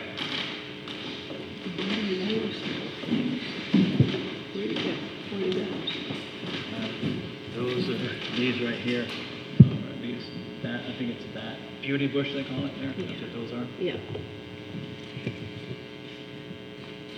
Have you grown that before, the beauty bush? Oh, yes. So it's sort of, it's kind of scruffy. So, the question is, those are 30, those make it fine. The question is the distance between these trees. They're 60 feet now, should they be 30 feet, should they be 50 feet, should they be 40 feet? You know, that's, you gotta determine that. If we put them on, at this spacing, we're still giving them a waiver. If we continue the spacing that's shown here, all the way across here, we're still giving them a waiver of 2 trees because the frontage calculation was inaccurate to begin with. So these drawn-in trees represent how many should be there for the 935 foot frontage. If we say 30 feet, then whatever the 30 feet comes out, they're gonna have to put that many trees in there. Right. Regardless of what the calculation was wrong or not. If Right. it's 30 feet, it's gonna come out to that measurement there. But I don't know whether you want to see that whole line of trees there. I think it's a nice design, maybe not 60 feet between, maybe 50 feet between, maybe 40 feet. I can offer that most towns do typically 40-foot spacing, 40 to 50, just because when you have a good-sized tree with a canopy, you're talking at least 25 feet per side of the tree. But these aren't good-sized trees. These are Well, small trees, right. you know, they're But not you know, like again, towering oaks. that's kind of the standard, and as I said before, we're kind of limited. These are small ornamentals is what they are. Okay, we're 40-foot scale. So if it was 40 feet, it would put a tree right there. It was 40 feet, and again, another 40 feet like that, so it'd be about 3/4 of the way to where he's got an existing tree if it were on a 40-foot. Okay, Right so there. they're already, look at what we're looking at. If we're trying to screen this yard, the building is going to be marginally more attractive, but the rest of this is just going to be pavement and yard. Yeah, it could be All right. storage racks or, you know, It's not going to storage be out there. ugly, yeah, Yeah. super, super ugly. So I don't think we want to try giving more space to the trees. We're going to bring them 30 feet up into there. Well, they've already got some open space here. I mean, there's no landscaping along this front part. So this is the only protection we have against that big metal building. And we're going to Better than what's there now, looking at that junk pile of old rides that's sitting there, there's absolutely nothing there. Happy memories were there for a few moments. That's what the building looks like. Yeah, In case anybody has seen the color part of it there. That part there, right there. And do you know what color the roof is? Because it sort of goes red and pretty strong. Started with it. Might be. I don't think it shows. Big. It looks dark on the overhead in there. What color is the roof? The top part of the roof? That was the roof. Okay. Okay, so. All right. Yes. We're discussing the number of trees and spacing. That's right. Given the proximity to the airport and the major road that it's on and our climate conditions, are these types of trees suitable for all of those factors put into one location? All the factors, you said, right? Yeah. Put it in The one location. airport and the airport fumes, the traffic fumes, and our climate conditions. Are these types of trees suitable for that location? I suppose that question could be asked about any tree. If you're gonna go by that, you take a look at the airport, there's a lot of trees growing around that airport. We had to, Yeah, but we're not had talking to about the cut same it all types cut of down. trees, are we? Probably not, but Yes, that's why I asked, are these suitable for these conditions? Are you thinking like more native species which might be more suitable? Possibly, I don't know how that much about. how many fumes do you think are gonna come off of those planes coming in and out of the airport? It's not like it's JFK there. You know, we've got a small airport there. It's not much. I've flown out of the airport. I've flown out of there many times. Yep, so it's not that much activity going there, so I don't know if that's really something that we can hold them to, that, well, that tree isn't gonna. No, but it's something that we need to consider. Yeah, we can consider it, but we need to be able to decide something too, instead of considering everything all night. Japanese cherries and crab apples don't acquire an enormous height. Yeah. So I don't worry about those. And we're not planting oaks and elms and White pines and. pine trees. No, we aren't planting those. I mean, We they can. removed all those a few years ago. Except the Colorado spruce, they are planting some of those. Are they? They are, and they're planting giant arborvitae. Well, they'll have to If they get trim too them. high, then the FAA's gonna come in and tell them to cut them down. So let's get back to the spacing. Let's iron that out. What are we gonna do? I think, What do you I think? think they could put them all in and that way we'll be safe. Put 30 foot in between? Yeah. Richard, what do you think? I think I'd like to add another 10 feet to the spacing on it. You mean like subtract another, like it's 60 feet now, you mean subtract 10 feet? No, bring it down, instead of the 30, put it like 40 as a compromise type of thing, because 30, you're gonna be extremely dense in there. I mean, granted, it'd be nice around that's our the regulation. staging area where they have storage and stuff, but if you continue it on down beyond the retail and wholesale part of it, then you're camouflaging the building, just covering up the building. Or you maybe go 30 or 40 feet or so up to the edge of the parking area and then space it out further, open it up further. They've got 30. Up to here. Yeah. And And open then it so that way, you know, open up like they did there. you can still see what's that's in there. So that's an extra 60, let's see, 2, 4, 6, yeah. So, Those are really? spaced 30 feet apart. What I drew in is 30 feet. Oh, okay, so those are 30 feet apart. Yeah. Okay, so yeah, that's adding an extra 2 more trees right there. So that'd be 30 feet spaced all the ways up to about the corner of that building right there, and then And open it up from there. out a little bit better. Yeah, So that's- then we'd be that's not giving bad them a plan. waiver for 1, 2, 3, 4, 5, 6. We would be giving them the waiver for 7 trees that they've requested. Well, if we leave it at the 60-foot spacing. But if you drop it, If you put it to 40 or 50, let's see, we're right there. This is definitely 60, right? Yeah, this is, looks like 60 right there. 40 might be better there, like you were talking about. Has anybody, can you picture driving past, I think it's the Old Homestead Cemetery, where all the little, what are those, Jane? They're either cherries, flowering cherries, or flowering crab apples. Where are you, down Route 32? Yeah. Those yeah. are crab apples. Those are crab apples, and Rachel Schneier's yard has crab apples and they've that are been huge. there for 15, 18 years, At and least. they're about 10 feet wide, okay? So they just, these are not big, glorious These are trees cherries, at though. all. We're talking about cherry trees right there, not the crab apples. We don't Yeah, have they any got crab apples Japanese now. cherries around here. We go to Washington to see those. So then, if it were 30-foot spacing right to the edge of that building there, and then change to 40-foot spacing the rest of the way from here. What do you think, Mike? I like that compromise. Well, I have a question. I say What- we pave it. That way you don't have to worry about the things looking like crap, and if you don't like it, then don't look at the goddamn thing. Scott, which way is this facing here? Is this the corner? And you're coming Yeah, up that's from, that- you're you're right. coming up from the That's- center? That is this corner right here. All right. Right? And that's where you don't think want, so they anyways. don't want as many trees, and that's where you're coming up from Swanzey Center. And that's where the big red sign's gonna be That's on the the sign end of right it. I there, don't right? have Yeah, any that's trouble that corner seeing right it. there. Yeah, that's that corner.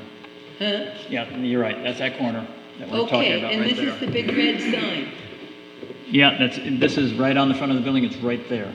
I believe it's Right. right there, it looks And like. that's the part they want to be easily It's seen. that sign right there you're talking about, correct? Yeah. It's that banner right there, yeah. Oh, they only made it a banner, That's all it is, yeah, just that banner. Yeah, the whole building isn't red like it was before. I remember we talked about that at length. We did, and they accommodated it. The whole building is gray except for that red banner in front there. Oh, what's this over here? That's gray, that's. Right, okay, I don't know if good, there's that's a- good. It's this color right here. Okay, okay. And But it this sticks is up what- about 30 some odd feet, 35 feet maybe, something like that. Now, I think this is where height it of peak. says FW Web Company, that's where you want people to see that. Well, we're not gonna be able to hide the whole building. Where it says Frank Webb Home, you're not that concerned with. Well, it's the showroom, obviously it's for, general public showroom. But just the FW web sign alone should draw people to the building. That's right there. But you know what? Those trees are not gonna be that big if you put them all in there. They're not they're gonna not. hide anything. They're not, I'm not No. gonna hide anything. What's the height of the? Well, 15 to 25. the height difference from pretty much finished grade, near the building is close to 512, I believe, and the road's about 8 feet higher. Oh, So add another, a crab 15 feet probably in height.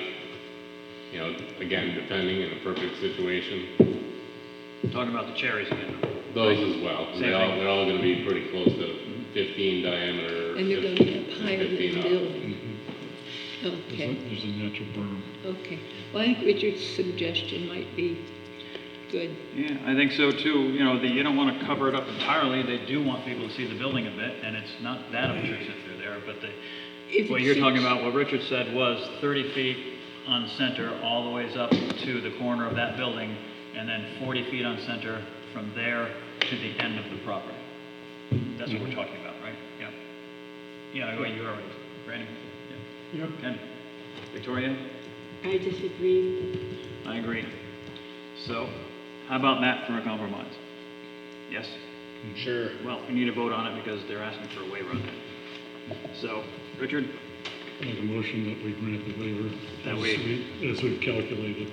that we do the spacing, 30 feet on center up to where the corner of that main building starts, and then 40 feet on center from there to the southerly and southwestern end of the property.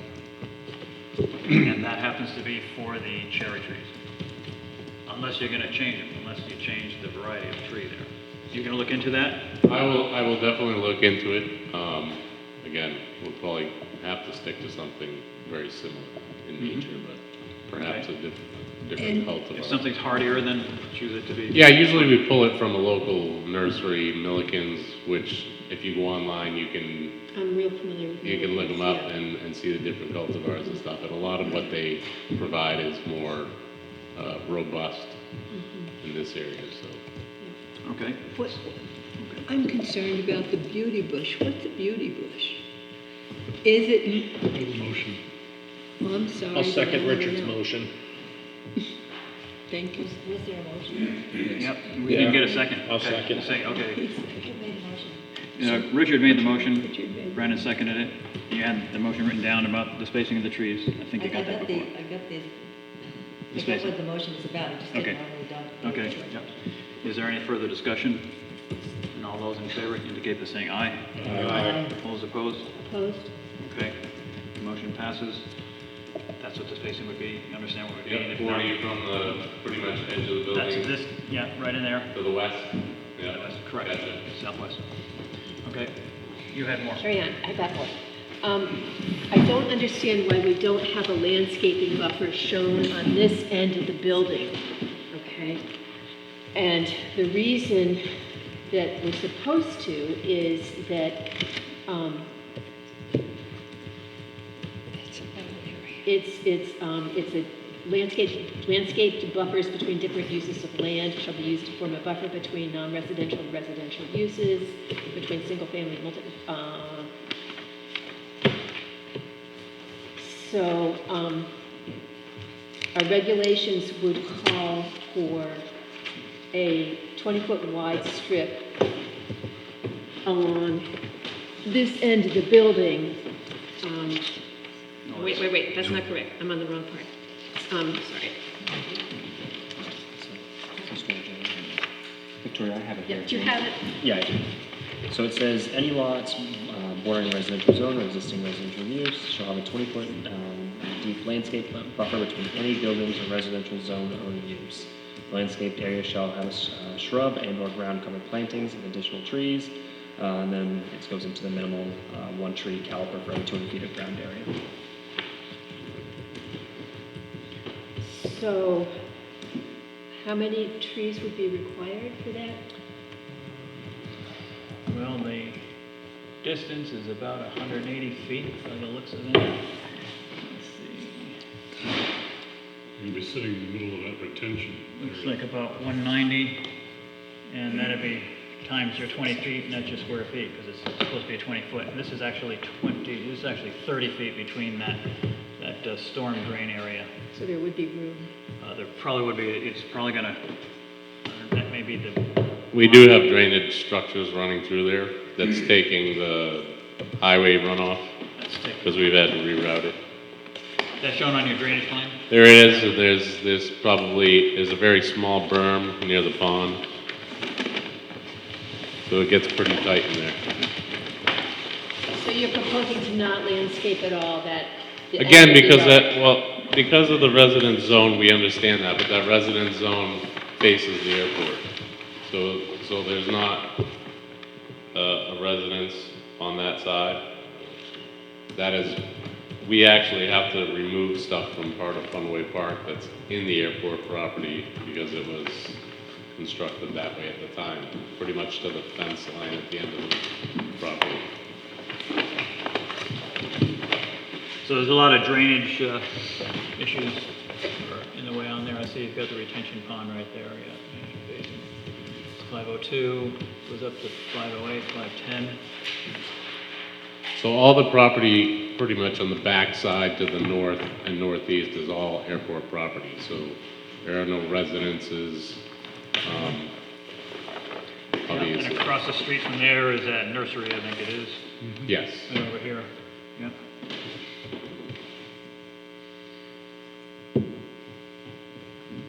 Yes? No? That's going to be, as you come down Route 32, that's what you're going to see, is that end of the yard, okay? And I think anything we can do to maintain some kind of rural character with landscaping would serve the entire community. Can't put it there. The basins are there. It doesn't really leave much room, really, to put anything in there. You said there's going to be a berm to the east between the retention and the highway. Is that? Yeah, the road drops down into the site is what you're asking. Mm-hmm. Yeah, it's like an 8-foot elevation change, so it's going to be, you know, we have a small area adjacent to the pond that's a high point of the berm. Again, that's something like you probably going to end up being maintained at some point in time. So if anything's put there, I would caution that it's most likely going to get wiped out in the future. That would look pretty, and you can't see it. Something like a swamp grass. Oh, I've got the number. I don't know what you call it. We have. There should be 18 trees in that. Back there? According to our regulations, that area should have 18 trees. They aren't gonna fit 18 trees back there, with Victoria. that drainage they've got going there. They haven't So worked maybe, properly. maybe their yard needs to be shortened to accommodate what our regulations require.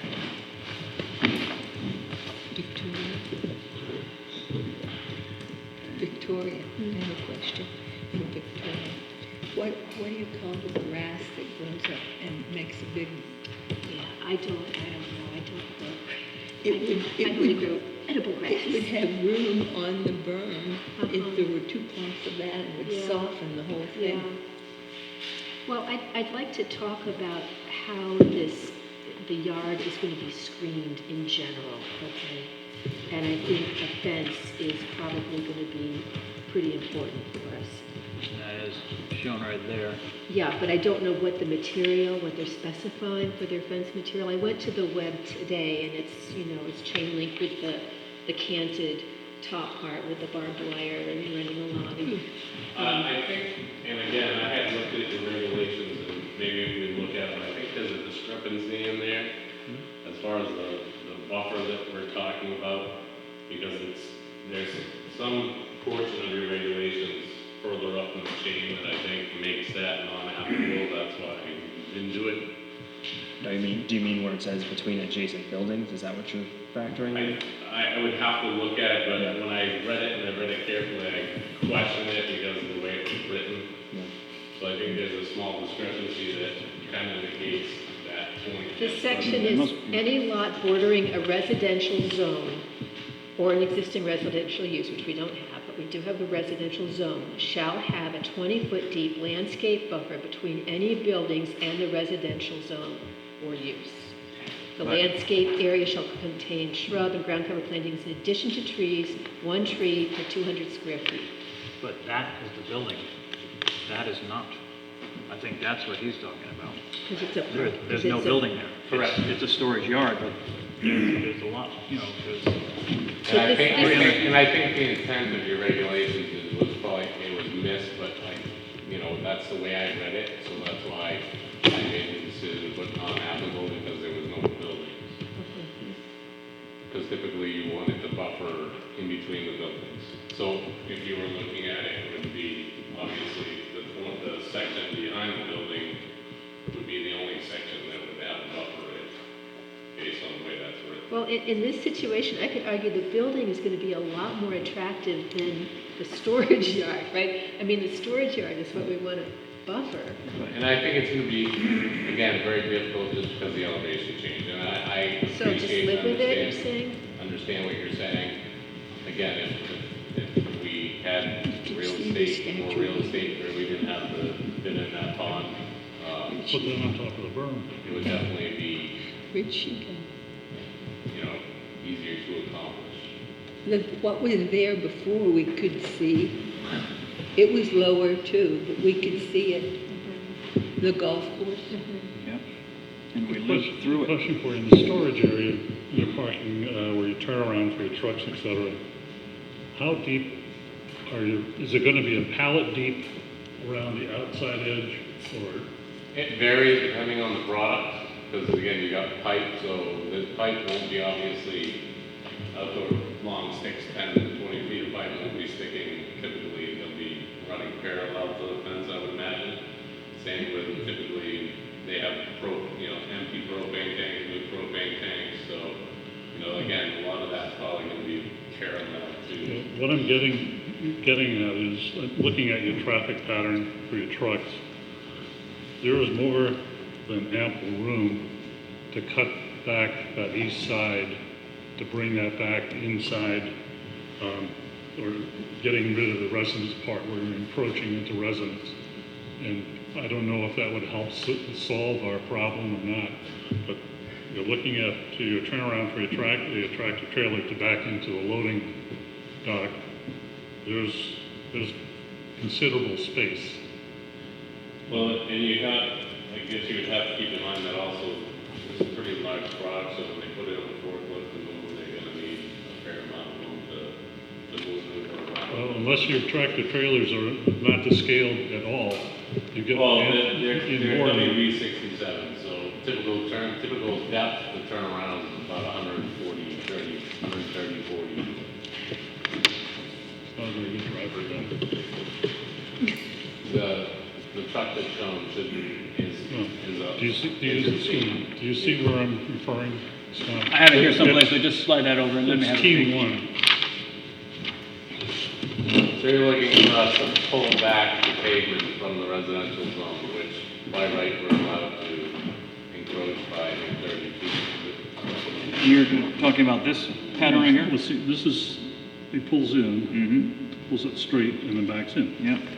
You can also loop this way, but there's a great deal of space from here to here. And this angle here is probably, 20 feet from the ed, 30 feet to the resident line.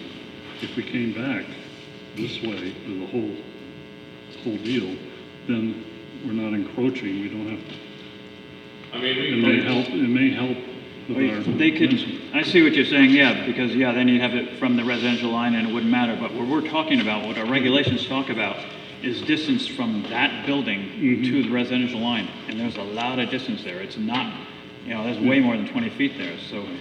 Yeah, no, I understand that, but I'm just, to try and satisfy Victoria's concerns. But they are concerns, but again, to make it fair, we have to go by the same regulations that they do, and those are our site plan review regulations.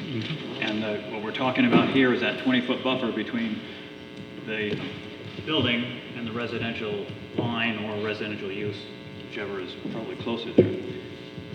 And this again is their storage yard here. And you probably won't want to be looking at some of those pipes and things there, but it doesn't look like they have room to put anything back there. Do you have room to put anything back there by that fence there? Again, part of that is snow storage, but there is a berm, like I said, it goes up and then comes back out into the pond. That's for the drainage part of it That's there. only got about a 4-foot landing or so platform on the top.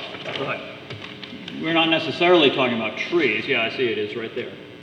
But something smaller could go there to just soften up the blow of looking at that fence and then into that storage yard. Let's speak to the fence. Okay, first of all, if it's snow storage and you've got a fence around the whole thing. We've got gates. You'll have gates to slide it out that way. So, but what material are you proposing the fence to be made from? Typically black chain link, is that correct? 8 feet tall. So what would you say to having, instead of it being a fence that we can see through, being a solid fence on the 3 sides that are exposed to the public? That would make a huge difference. How tall is that fence going to be? 8 feet. 8 feet high? That way we wouldn't, and how tall will your pipe racks be?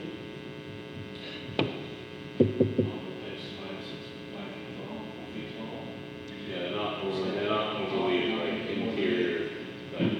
The one that you have down there, I saw one today that was 6 feet tall, right? So that's not your standard? For the outdoor pipe racks? Yeah, Most yeah. likely. It's not like racking inside the building where it's much stuff. Yeah, but so that one was 6 feet, the one that was in the yard in Keenan, that's not typical, you're saying? I think that is pretty typical. Okay, so 6 feet maybe for the pipe racks. And then you'll have stuff like, you'll have the home heating, oil, drums. What sort of products are you gonna have stacked in the yard? Usually pipes, large pipes, like I said, brand new empty propane tanks for underground. As you said, oil tanks, some brand new oil tanks. There's typically heating, have a heating condenser type stuff, I think, out there. Yeah, HVAC stuff that goes outside generally, AC condensers, rooftop units, stuff like that. Those are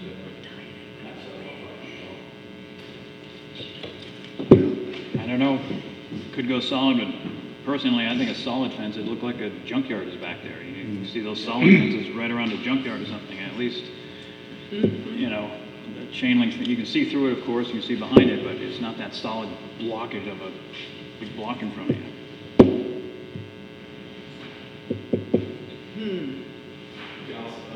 Sorry, I should come up here, sorry, I apologize. I'm Jamie Anderson. Jamie, yeah, just hold that button down for a couple seconds so it goes through. That's really good to see. Yeah. I'm sorry, the name again, sir? You can use this. It's not going to be, it's going to be, yeah, it's just going to be a hodgepodge. That's okay. Yes, I'm Jamie Anderson from Greenleaf Construction. I represent FW Webb. The property. Typically, we do an 8-foot tall black vinyl coated chain link fence. The reason we do that is it's durable, but also if you start putting like PVC stockade type fences up, wind blows them down and they're just not as secure. And then over time, we feel that those type of, when we're asked to do those type of fences, they generally fall apart and they don't withstand the test of time. And if they're not maintained, it becomes an eyesore to your plant. So, or plowed, yes. Yeah, it's got a point. On the chain link fence, how tight or how small are the crisscrosses? Typical. Otherwise, it's a ladder. Otherwise, it's a what? A ladder? A ladder. Oh. Kids just climb right up and over. Yeah. But So it's small. you You can't. have to put a total in. If they're talking about security fence, they're gonna be bigger. It's protected with barbed wire on it. This fence shows, Here, anyways. This is what's down at Web today. You should, all right. I can pick you up and let you reach in there.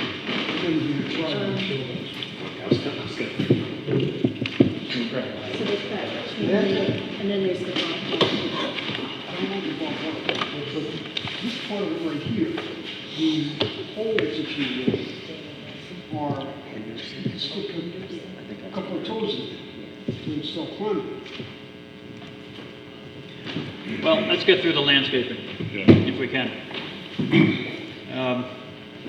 Again, the 20-foot buffer, I don't think applies to the end of that storage yard. Yeah, we probably will be seeing what's stored in there, but I'm gonna see it. Anyway, I don't see them being able to put something there. They may be able to put some grassy things like Jane was saying right there to soften it up a bit. It'd be maybe nice if they could put some small shrubbery around that end of it there. But having them put trees in there, I don't think in my interpretation of our regulations that we can force them to do it. Anybody else? I agree. I'd like to see it look Well, we can ask them to dress it up a bit with some small shrubbery there. They certainly can be able to put that on top of that berm right there. The That berm. retention pond will be grassed on the sides around. And they have a retention pond at the right estate in Keene. And it has things growing in it and around it. The retention pond down at Nanotech is not unattractive. It's very nice. There's berm and it's grassy and there are plants. And So, but they have more room. So they have more room for plants. But that's why I just was thinking that you can get those grasses that grow in a circle and they're soft looking and you can't see through them. If that was planted on top of the berm on the roadside, it could be very attractive. Now in the winter, they have just stalks, dry things on them. And then the grass You're comes talking up. ornamental grass. Huh? Ornamental grasses. Yes, Yep. yes. But you're 8 feet higher. That road is 8 feet higher. The by the looks berm of it, is, from I that think, berm. That berm is 508. 2 feet high. Well, you got, the berm at the end is about 508. It looks to me at the end. Yeah, it of the goes fence up to there. 510, And you've yeah. got the edge of the road at about 516. So you've got about 8 feet difference there. Road is 8 feet higher, so you're still gonna be looking down on that. It might soften it up for the fence there. Look at it, and probably wood grasses or something like that growing there. But like nanotech as well, you can still see nanotech building down there. It's not really, it's about the same color as this one here. You can still see through it. But not They may a not stuff, have, not a. they don't have storage oil tank. tanks and stuff stored out there, but you can still They don't have a see storage tank. going there, right. But they have a yard that you drive around and you look down there. Yeah. They don't have tanks, they have parking lot where When they you have go trucks and around stuff. Stafford Drive to the back of it, you see the parking lot, Yep. yeah. Right. But not a storage yard. Even though it's not required, can we make a suggestion or a request that they put in something of that nature? Let's ask them right now about putting in some kind of, something to soften up the end of that fence right there. Some kind of shrubbery or. Yeah, I mean, something we like could that. do ornamental grasses at a portion of the bottom of the fence. Yeah, just to and soften then that look, that view from right here. 'cause that's We could easily add some on that berm section Yeah, right to there. break it up a little, if you want. I mean, Yeah. I they think that would get be- pretty large, but. But it'd help soften the look of that fence up there. You'd be looking at that. Grasses or shrubbery or a combination of those two, the full distance of it, the whole full width of it there. You can put even, I think you can even put some into the retention area because it wouldn't affect. Yeah, I don't know. This one, it may spread in Yeah, there. there's different types of detention areas. There's ones that need plants and want plants, and then there's the ones that don't. And it's, So, it's not gonna help us down in that detention area anyways, because that's quite a bit lower. So that we want in the highest spot, which would be right just about in that 10-foot area between the fence and that. And so we want to make that a condition. Let's make it a request, and if you agree to it, then it would be a condition, just to make it solid. So, here's a question, okay? Currently in Keene, the company is using an old self-storage facility for storing a lot of stuff that probably would be in this yard, okay? And I know that's just a matter of convenience, it's what you got, right? But I'm thinking about like at Hamshaw's, you know how there's the sort of lumber bunks that they have where there's a solid wall and then, you know, facilities to put materials in, pull them out.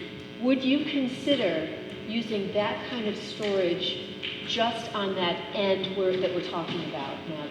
And so that would not be a fence, but it would be a solid structure that would provide some screening and, you know, allow you to use your, just, you know, there's a slight roof and there's, you know what they look like in hand shops, right? You can picture that. Yeah, it just becomes an expensive outside storage area, but we're not storing lumber there, so all the stuff that has in the inside, so it starts to create a structure.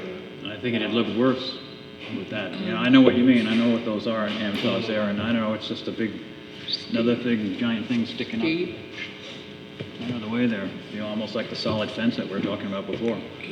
I mean, the other thing we could look at is we could do a vine on the fence, probably, to create a natural screen. Probably ought to stick to just the shrubbery we were talking about at the end of it there, I would think. What'd he say? You know, that stuff may grow in by itself, you know, that invasive species and whatnot there, but, yeah. But what else do you have there, Victoria, on your sheet there?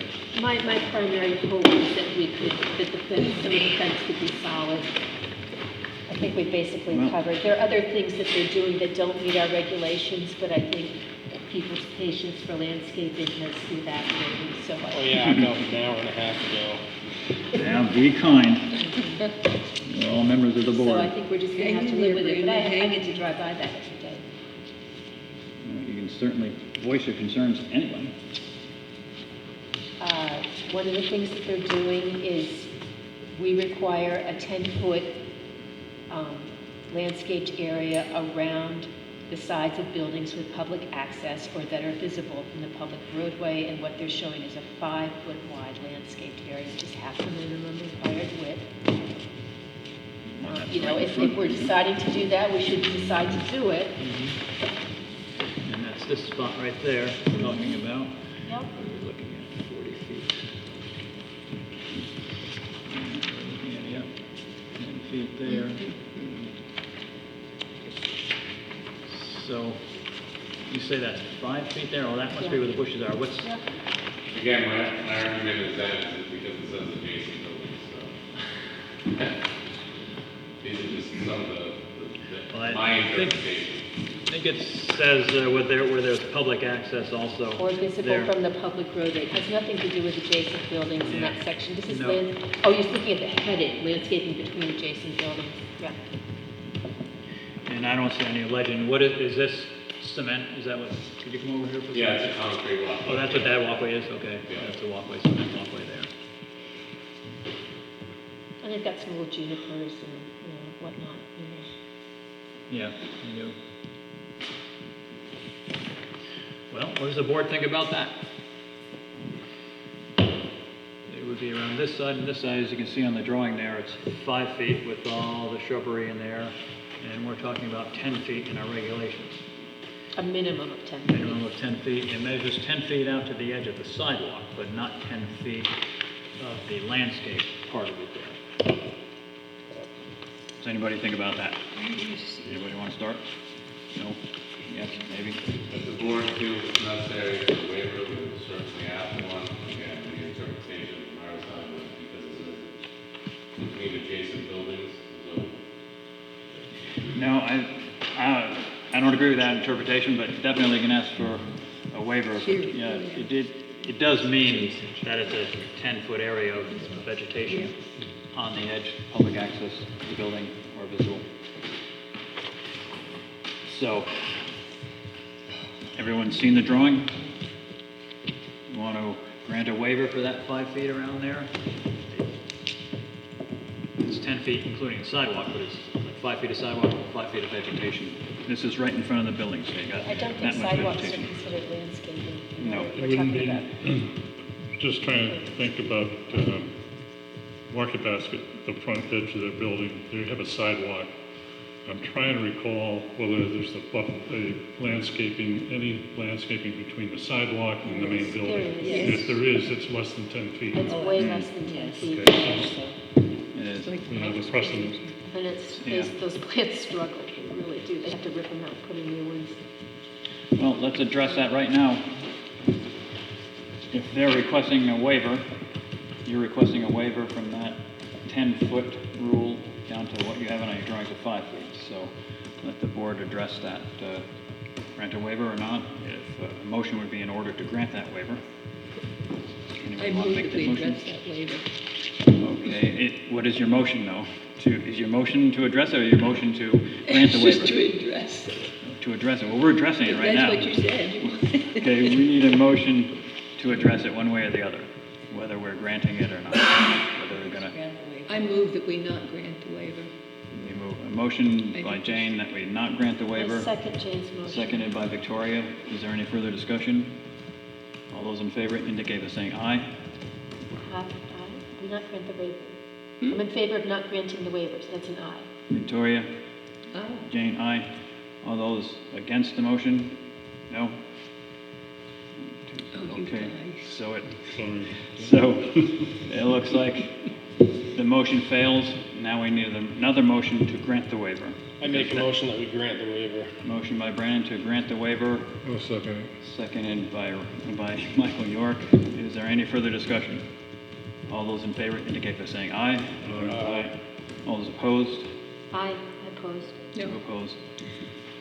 See, you could have gone if you voted with me. Okay. It would have been done. So, let's continue. on That's your- all I got. That's the I last have part of it a there? question regarding all of the landscape. Yep. As trees may or may not die, as various plantings may or may not need to be replaced, what is going to be done about keeping them properly watered and replacement?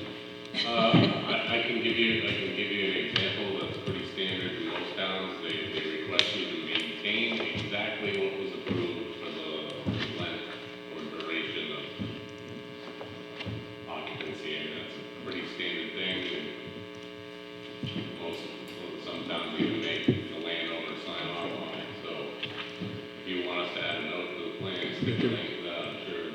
We can make it a condition, we have in the past. And again, if they aren't there, they're in violation of their site plan, but by condition either way. You usually get a 1-year warranty on those plantings from the nursery. That's usually standard practice, I think. Get that for in the year. They have to be ordered also, you know. Yeah, well, they have to live. We can't really stipulate how often they have to water them or anything like that, but they have to be there.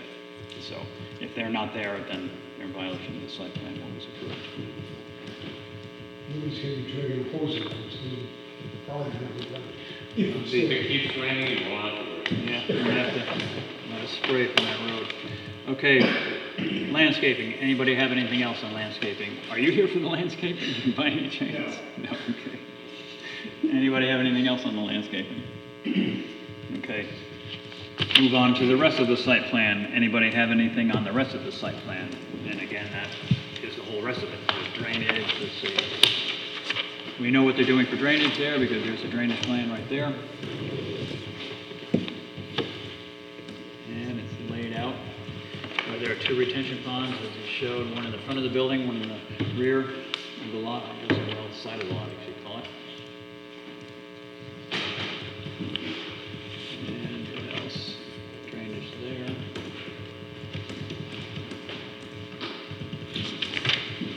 And let's just flip through this just for a second. Sorry.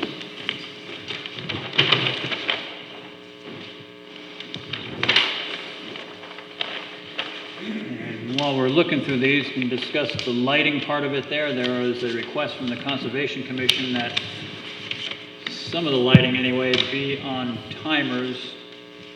That was motion sensor. I'm sorry, motion sensor, yeah. Keep me straight on there. Because of nesting birds by the airport there, and I'm pretty sure they're referred to, is she here? She's not here, I don't think. They're referring to the lights on the back of the building, I guess. By the airport. Yeah. I think she's worried about the Presto, which is a small hawk. And that's on the rear of that building there, and they're gonna be, the lighting, let me get to your lighting plan. Let's just discuss that, and if that's possible. Lost it. It says, artificial lights have been shown to impact the breeding success of many species, and so she's asking for exterior lighting on the project to be motion sensitive only. It should be on C8. Is it? Yeah, I'm looking way back here. Can we just? I had it before, I just wanted to see how many lighting, yeah, there it is, so.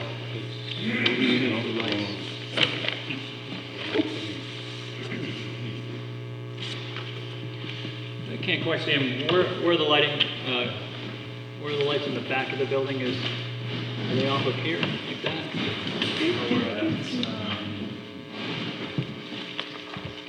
The one there. 18 feet, 18 feet. Oh, okay, So that's there's 2 what off it is. the back. 2 of there. And then these are just at main doors at 9 feet. These 2 here. Okay. All at 9 feet. There's And not that a lighting fence, is correct? for security reasons. There's no lights on the fencing, correct? Are there lights on the fencing? In the back, there's pole lights here. There's at these A's, these are 25 feet, I believe. We're on the perimeter. There's 2 of those. These are all on the So what was the lighting plan? What is your lighting plan? That illuminated 24/7 like a parking lot? Nope, it'd be on like a car? It'll be a photo cell timer. Okay, photo cell timer there. Yep. And so, okay, so a photo cell timer would shut them off when it got dark enough to shut them off and. Yeah, and then there are also light light it up front. control that would shut them off at a certain hour, and then we could leave 1 or 2 on just for safety, security type. So So how far past that? rather fence than would you- having them go on and off all the time, motion sensors are a pain in the neck sometimes with that. It's just, And with the amount of deer that run through there, they're gonna be off and on all night. well, they got it fenced in there, but I mean, yeah, if these Well, still, pole lights were on right. motion sensors, right, yeah, on the other side of the fence, yeah, they would turn them on and off. How far do they penetrate past your fence, do you know? They don't really, they're 0, they don't spill out. Yeah. So the heads would be Everything would be facing in in, the so they really shouldn't provide any light leakage past the light pole. So these would be facing this way. same thing. So, So would your building ones be on timer only, and then your fence poles, your poles being on photocell? We're gonna put everything on They would all photocell? be on photocell, essentially, timer. well, we've addressed this with the car dealerships as well, that, you know, all of their lights are on some of the time, but, like, all through the night, they have a few security lights on here and there. It sounds like that's what you were proposing. That was the intent, yes. Yeah, so, any idea what that would be? You know, you've got pole lighting there, would it be one pole, two pole, or? Isn't that standard just over the doors in a couple spots? Yeah, the doors here and here, I think it would be over the, and the loading dock doors in the loading back dock, here? yeah. All right, so that would work fine then, if that was your security type lighting right there. Oh yeah, because this is gonna be locked, right? You've got a gate here for this. Yeah, there'd be a Okay, gate, that'd yeah. block. I don't know, I think the photocell would be fine for the lighting. You're gonna coming past their property, that's not a danger to the wildlife that's out there. They're full cutoff, so yeah. Yeah. Um, Because Photocell. most of the sensors are gonna, you know, they're gonna catch the deer running by, they run by there all night long. Yeah, that's right. And it's gonna be on and off, on and off. This could be more of a disturbance, I think. It probably would be more of a disturbance. So they're planning on photocell anyway, so I guess we'll leave it at what their plan is. Okay, we've addressed that. What else do we have here? We've got,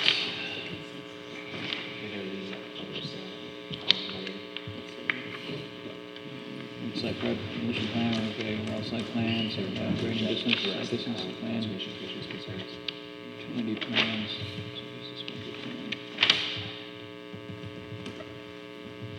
I think we've covered a lot of that. Do the board members have questions on any of these drawings here? If not, then the only thing, you wanted to speak to this issue, sir? Oh, you're for something else? You're putting up with the board. I mean, you know, okay, we'll get to you then before we quit here. So, we discussed earlier the traffic study, and I think we should have that information here for us and probably for the state as well. They'll be wanting it just for those different categories that we talked about before. So you'd like us to provide numbers for different use? For the uses that it's going to be, like you've got wholesaling there, but it's probably going to wholesale almost retail sales because there will be people coming in there purchasing stuff, and I hope they are, you know, for your sake. We can produce that and email it over.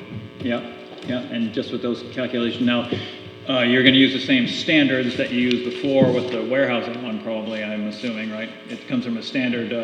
Yes, it's out of the standard manual. Mm-hmm. It'll be based on uses, even though it's, you know, classification-wise, again, it's a warehouse use, but we'll add in or utilize square footage for, like, you know, like you said, like retail, something. retail wholesale part of it. And again, it's a showroom, so people will be coming in just to see. Yeah, There's a little bit of traffic there. The showroom is, what, 10% of the business, if that? Yeah. Yeah. I mean, it's good if you get good business there, but we should just see those numbers, I think. And We can look at those. you've sent the warehousing one to the state already, did you say? I know I asked you Yes, this before. we submitted our DOT driveway permit. And that one was on that driveway permit. And I reached out to them, but Frank was not around currently, but hopefully get back to me tomorrow. okay, and when he gets back to you, though, you need to tell him that the board is requesting further traffic information For different uses, yeah. for those two uses, and would you supply them with that same information that you're Yep. supplying us with? Okay. What else are we talking about here? If there's nothing else, So then that becomes a condition? we're going to continue, I think, the public hearing because we need that information. But do before we want to hear this gentleman tonight, what his concerns are? Yeah, we'll, right after if we're done with the hearing for right now, we can continue it to our next meeting. Make a motion to continue to the next meeting. Okay, that'll be September 14th, I believe it is. Yep. September 14th, our next meeting. Continue till then, public hearing. You get that information from us, and if you can show maybe what you're gonna do for the grassy area on the back of that fence, redo that landscape plan with the different spacing of the trees, and bring that in for that meeting. Okay. Okay, motion by Richard to continue the public hearing until September 14th. Is there a second on that? Second by Ken. Any further discussion? Then all those in favor indicate by saying aye. Aye. All those opposed? All right, we'll see you on the 14th. Yes, go ahead. Regarding the initial comments that you had about the species of trees and health concerns, so we'd like to come back with some alternate options as well on those species. Yeah, if, you want them to live as much as we want them to. Oh, yeah, sure. So if you would take a look at that and just double check your findings on that and see what you come up I'm with. not saying species as much as cultivars. I think you can make those species work, but just get ones that have a better reputation.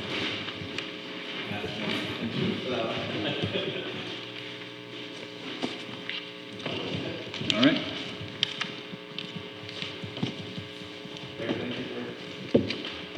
You're welcome. We'll see you on the 14th. Thank you. I don't know what he was doing here. So I think he left. Did he go to get that other guy, I wonder? There was another guy. Maybe he did. We'll give him a minute here. Yeah. It could be. While we're waiting for that, why don't we address the select board's Main Street? Let's get to that. Let's get to that. Now I've got it right here. Oh, no, I don't have it up there. Do I? No. Yep, I do. So,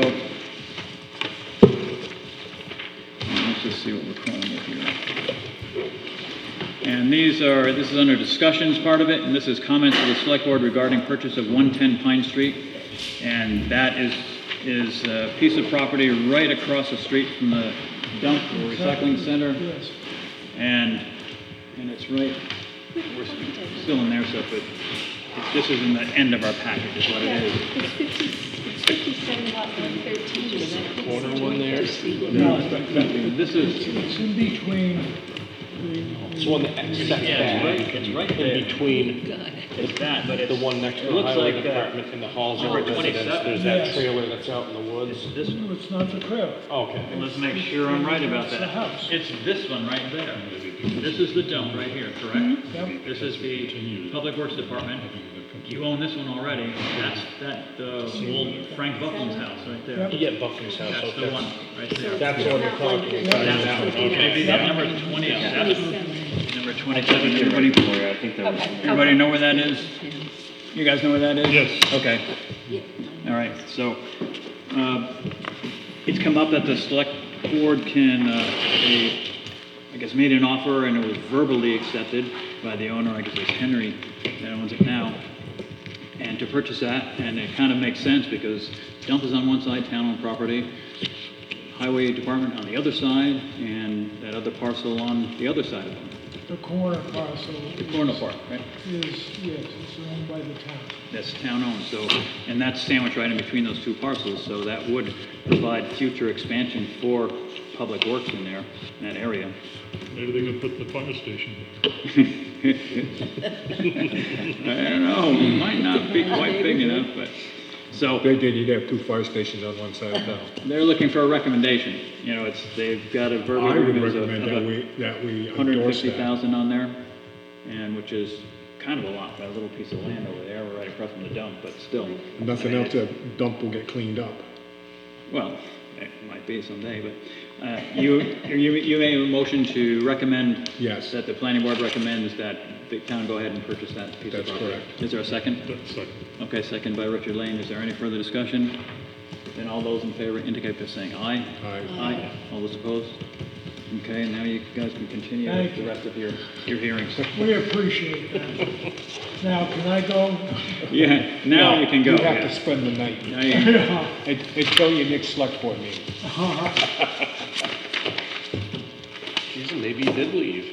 I guess he did. Yeah, maybe you did. I don't.